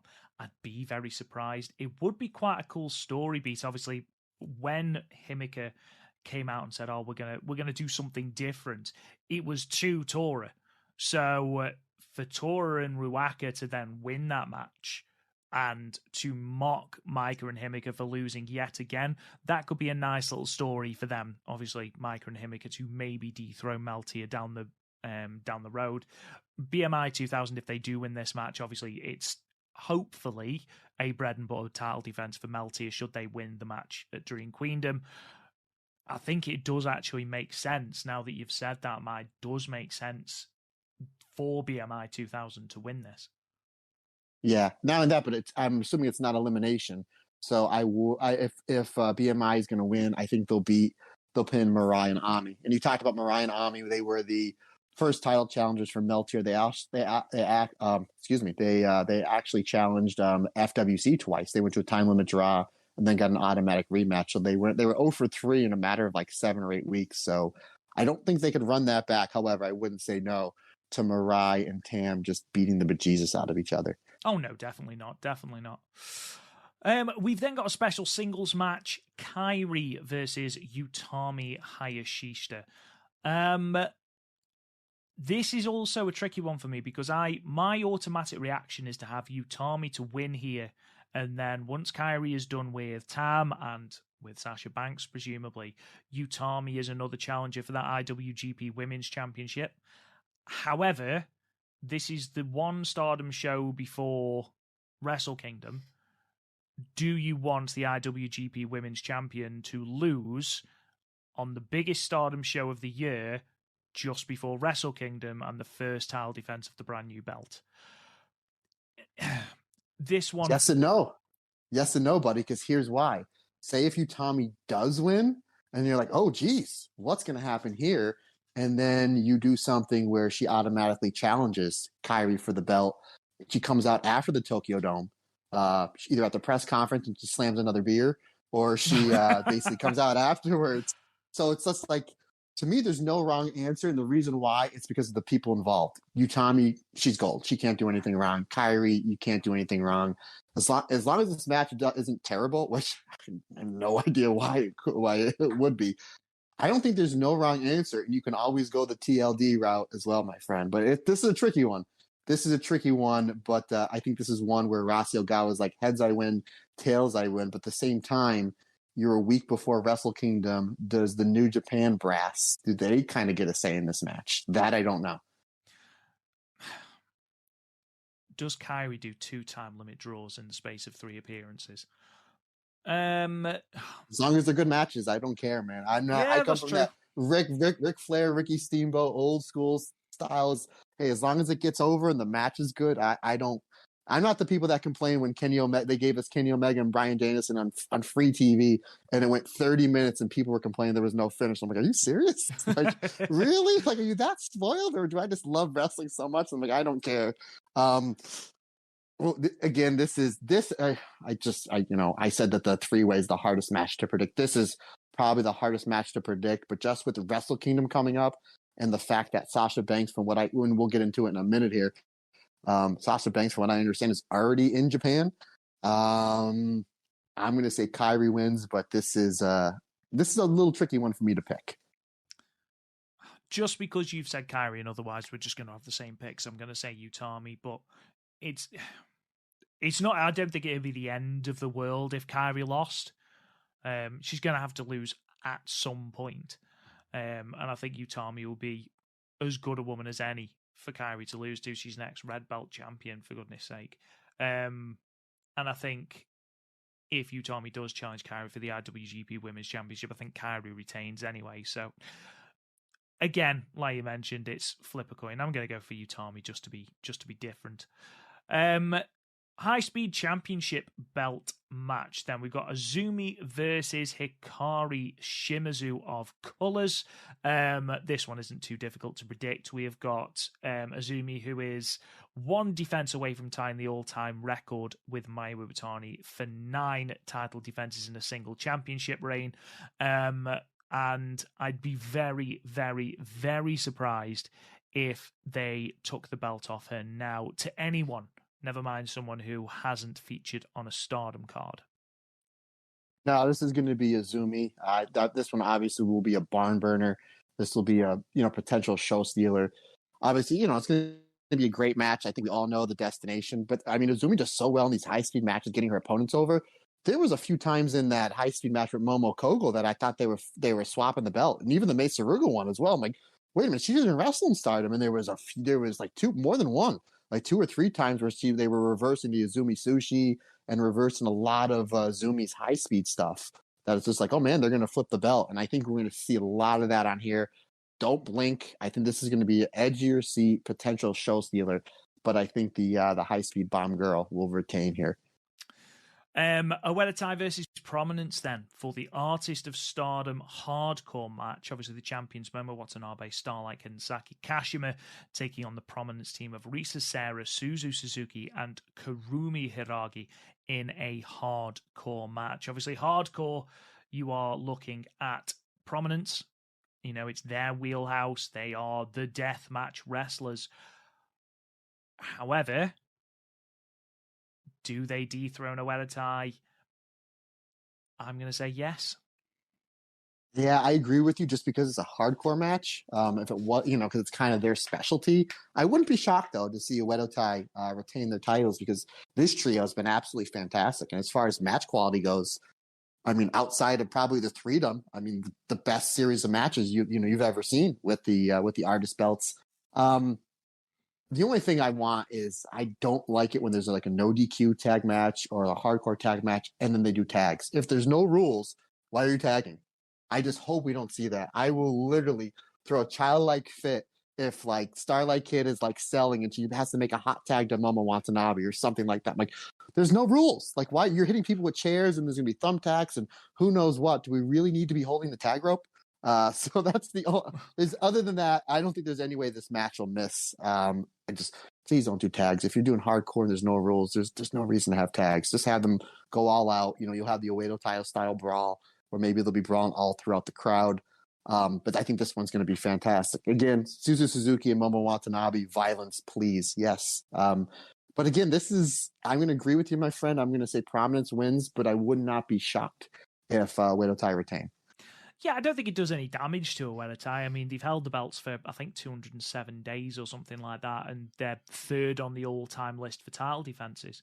So, if they lose here to Prominence, in Prominence's sort of stipulation, it's their match, their wheelhouse. I don't think Oedo Tai lose anything here, rather than losing in a straight-up wrestling match. I think Prominence will just be too much. However, Momo Watanabe versus Suzu Suzuki is a very, very, very exciting prospect that we can look forward to. We then move on to our Goddess of Stardom Championships match with Meltier defending against the Goddess of Stardom Tag League 2022 winners 7-Up, Nene Takahashi, and you. Are we both going Meltier, Matt? You say Nene Takahashi and you, do you mean me? Yeah, absolutely, man. Get on a plane. Yeah, I think this will be really good. Again, 7-Up, and I feel terrible that we kind of not dogged on them. I think we were just kind of just so shocked that they won that we're like, that's not what the people wanted. They had a phenomenal tag league run, and Meltier, they're operating on all cylinders. This match is going to be great, but I think these last 3 matches are going to be pretty predictable, and that's A-okay. I'm not the type of person that complains about that. But yeah, I think you're going to see a Meltier retain here. Completely agree. And I think you are right. At the very least, these 2 matches are locks in terms of Meltier. And then this one as well, the Wonder of Stardom Championship match. Saya Kamatani defending against Haruka Umasaki. Much as I think that Haruka Umasaki will have a sort of breakout performance, she's not beating Saya here. She is not. Saya is holding that belt and she's breaking the defense record. And unfortunately, Haruka Umasaki is little more than a stepping stone, I feel, for Saya Kamatani, but I have every faith that it will be a fantastic match, Matt.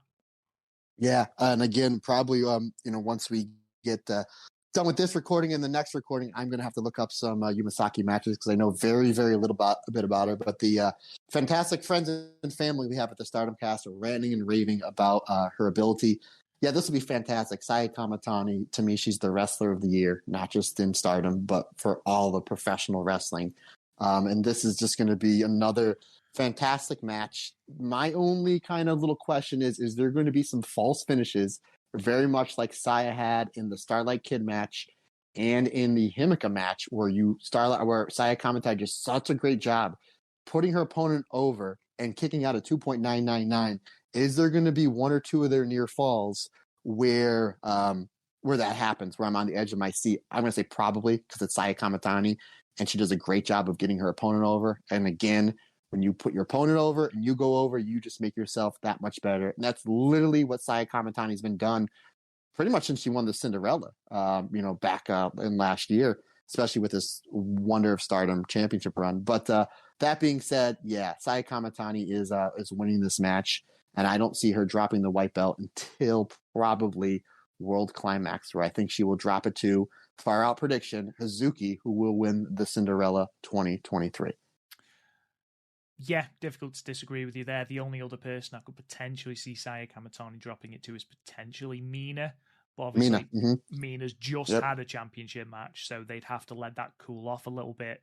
But I think Saya will defeat Umasaki here, which will be defense 12, fee 12, which means I think we will get Momo Watanabe coming out and challenging Saya. Obviously, Momo hasn't had a white belt match since she dropped the belt to Arisa. So, to have Saya tie the defense record against Momo Watanabe, I think she will either get Momo Watanabe after this or Momo Watanabe to break the defense record and move from 13 to 14, but we'll see. Obviously, then we move to our main event, Syuri versus Julia, World of Stardom Championship match.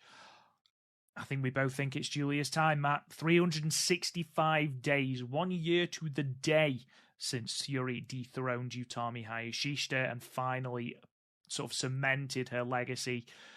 Do we think it's coming to an end at Stardom Dream Queendom 2? Yeah, I think so. And I always compare this, I always tell my American wrestling friends, this is very much Shawn Michaels, Stone Cold Steve Austin, 1998. Even without Shawn Michaels' back injury, was Shawn Michaels a great champion? Yes. Was he still deserving to be champion? Yes. But when you have the hottest prospect you've had in years, and that's basically, I guess I'm comparing Julia to Stone Cold Steve Austin. You don't. It's the biggest show of the year. She won the 5-star. They did a great job, kind of breaking her down the first quarter of the year. With her losing with Syuri beating her at World Climax, and then her losing members of DDM to God's Eye, then Natsupoi turning on her, and then she just completely 180s it after dropping the first 2 matches in the 5-star. She wins the 5-star. She's the most talked about women's wrestler pretty much outside just about anybody, really. These last couple months, I mean, it's Syuri's phenomenal reign. This is one of the best, red belt reigns ever. You can make an argument it's probably second or third. That's another discussion for another day. But I think it's the writing's on the wall. I wouldn't be heartbroken if Syuri, retained. But at the same time, I'm a huge fan of Syuri. But at the same time, I want the company to succeed. And how do you succeed past the best year you ever had? Is by putting the belt on Julia. And I think we're full steam ahead with Julia. I mean, again, you have so many matches already set up for her for that red belt that, to me, I think it's just a lock. And I think this match too is going to be, as much as I love their match at World Climax, I think this match is just going to be better. I'd be shocked if we rate this anything less than 4.5 stars.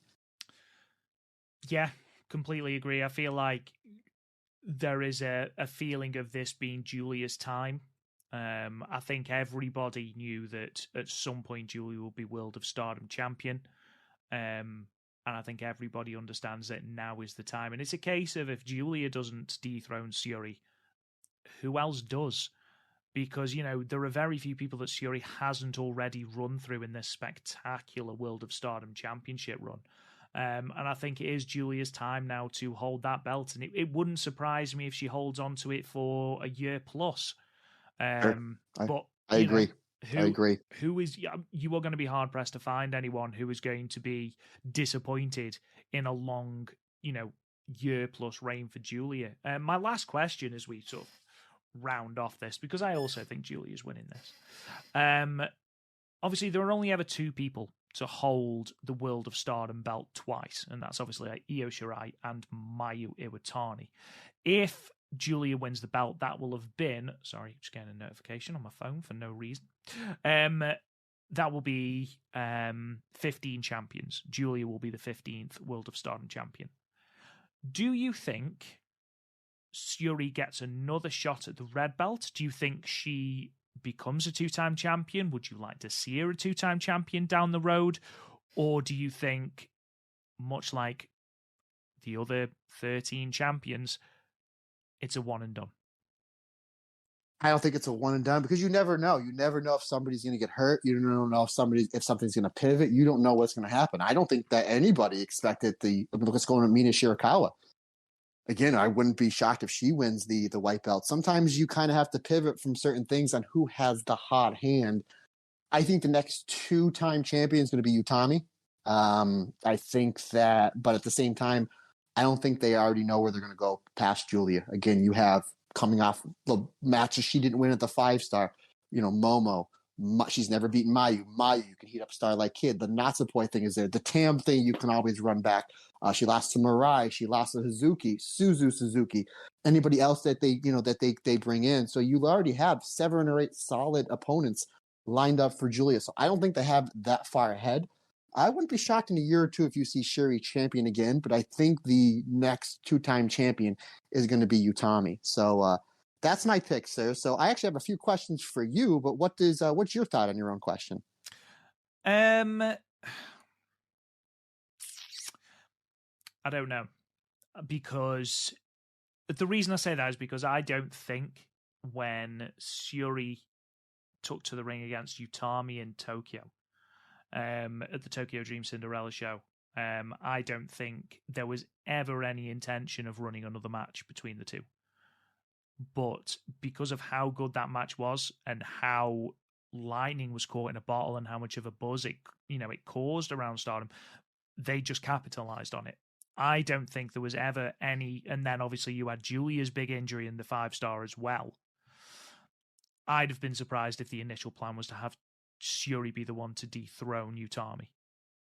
Yeah. And I think that goes to show you never know what's going to come round the corner. So I'm loath to say yes. I'm loath to say no, because again, like you mentioned before, you just don't know what the future holds. I do think that Utami will be a 2-time champion. I 100% believe that. She's young. She's an outstanding wrestler, and she proved to everyone that she can be the top person in the company.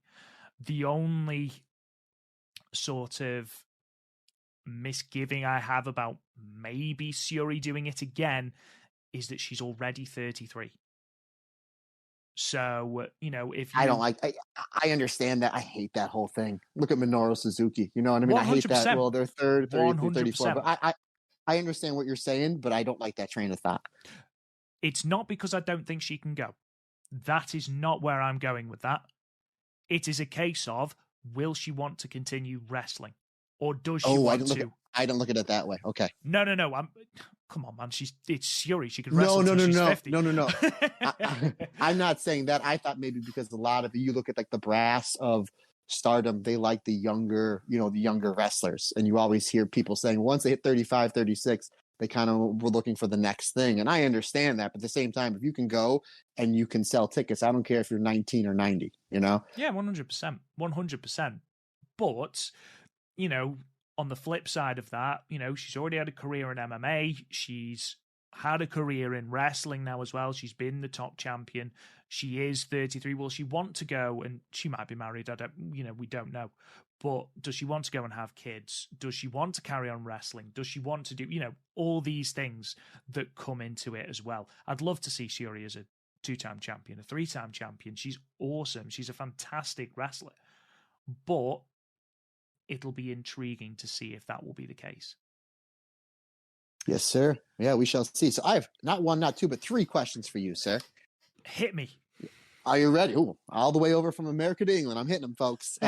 Question number 1. Now, again, I'm sure like the majority of the Stardom fan base, just like us, we all think that Julia is winning this match, rightfully so. Do you think that they throw us off the set for just a half a second with Syuri hitting the Vermilion World only for Julia to kick out of it? Because it's her nuclear finish. Nobody's kicked out of it. She's won all of her big matches. She debuted it last year at Dream Queendom to win the championship. Do you think it's a good booking decision that she hits it on Julia square in the middle of the ring, and we have everybody for 2 or 3 seconds thinking, oh, geez, Syuri's going to retain? Do you think that happens? I think she hits it. I don't think Julia will kick out. Maybe her foot's under the rope. But she gets out of it. That's what I meant. She will get out of it, yes. Because there's a nice mirroring between the 2 Dream Queendom shows then. Yeah. Okay. Question number 2 is, we've seen Julia in all of her 5-star matches win with a different hold. What does she beat Syuri with? I think she brings out something new. Oh, wow. Out of everything in the toolbox, you think she brings out something new. Like, I'm going to say that she beats her with a top rope Northern Lights bomb. She used the Northern Lights bomb. That would be insane. Well, look what her and Tam did at the finals, just suplexing each other on each other's head. I think that's what's going to take to beat Syuri. I think she brings out the Northern Lights bomb. I've been watching a lot of Akira Hokuto, and man, you want to talk about some violent Northern Lights bombs. Yeah, I think it's basically akin to her. I think she beats her with the Northern Lights bomb, but I think she either hits like 2 or 3 in a row, or she does it off the top rope. That's gonna be my guess. But you're saying something completely different. So like a schoolboy. Yeah, absolutely. I think 10 minutes, schoolboy, time for tea. Question number 3, sir. This is going to be a doozy. Sasha Banks, from what we understand, is already in Japan. I guess she's promoting her new makeup line that was kind of spoiled out earlier. Does she show up at this show to pump up her appearance for the Tokyo Dome? No. Damn you. You know what that means, folks. Yeah, so expect Sasha Banks. I just, a load has been made of her appearing at the Tokyo Dome. I think you sort of take a considerable amount of the sheen off it if she turns up at Sumo Hall as well before. I agree. I just want to have that discussion with you. No, that's fine. I think you wait until Tokyo Dome, and then obviously she walks out, and a arena that is allowed to cheer will hopefully lose their minds. But yeah, that just about brings our episode to an end. Thank you so much for listening, guys. Obviously, we hope you have a wonderful, safe, Merry Christmas. Thank you to everyone for your support throughout this year. The support for the podcast throughout 2022 has been just unbelievable. The analytics and the numbers and everything like that has been truly astonishing, and some of the compliments that we've been given is truly humbling, and we massively appreciate every single one of you, whether you are our fantastic patrons who support us every month, and we massively appreciate you, or whether it's listening to the podcast or just talking to us on Discord or Twitter or whatever. We massively appreciate every single one of you, so thank you very, very much. We wish you, like I say, a wonderful Christmas and a happy 2023. You can, of course, subscribe to the podcast wherever you get your podcasts. You can follow us on social media at The Stardom Cast. Don't forget to check out the website, www.thestardomcast.com. You can talk to me on Twitter at RealRobGoodwin. Matt Turner, would you like to sign us off? Yes, before I can tell you, we get a hold of me again to echo Rob's sentence. I hope everybody has a wonderful holiday. Be safe, celebrate it with your friends and family. Enjoy this time. If you get anything cool, Stardom related for Christmas, put it on Twitter and tag me, Rob, in the podcast. Love to see what cool Stardom stuff that everyone gets. But again, thank you guys so much. I could not have dreamed in this first year that I've been a part of the podcast, just how we're growing and all the different things that me and Rob kind of have in the can, and all these wonderful ideas that we have. So again, we can't say thank you enough. It's just absolutely amazing what we've been able to do over the last 12 months. So thank everybody so much. I hope everybody has a wonderful holiday. If you need to get a hold of me, any questions, comments, you want to talk about anything, folks, I'm going to have a lot of downtime. Again, like I said, I'm off. I am off.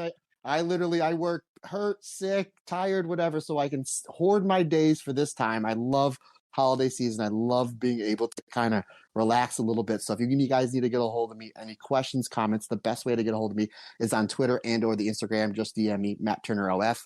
As always, if social media is not your thing, I completely understand. Send me up on the email, thestardomcast22@gmail.com. And that'll do it, folks. Like I always say, it's just not my podcast. It's our podcast, because we're all in this together and everybody's special. Excuse me, I messed that up. Everybody's different. Everybody's special. Happy New Year, everyone.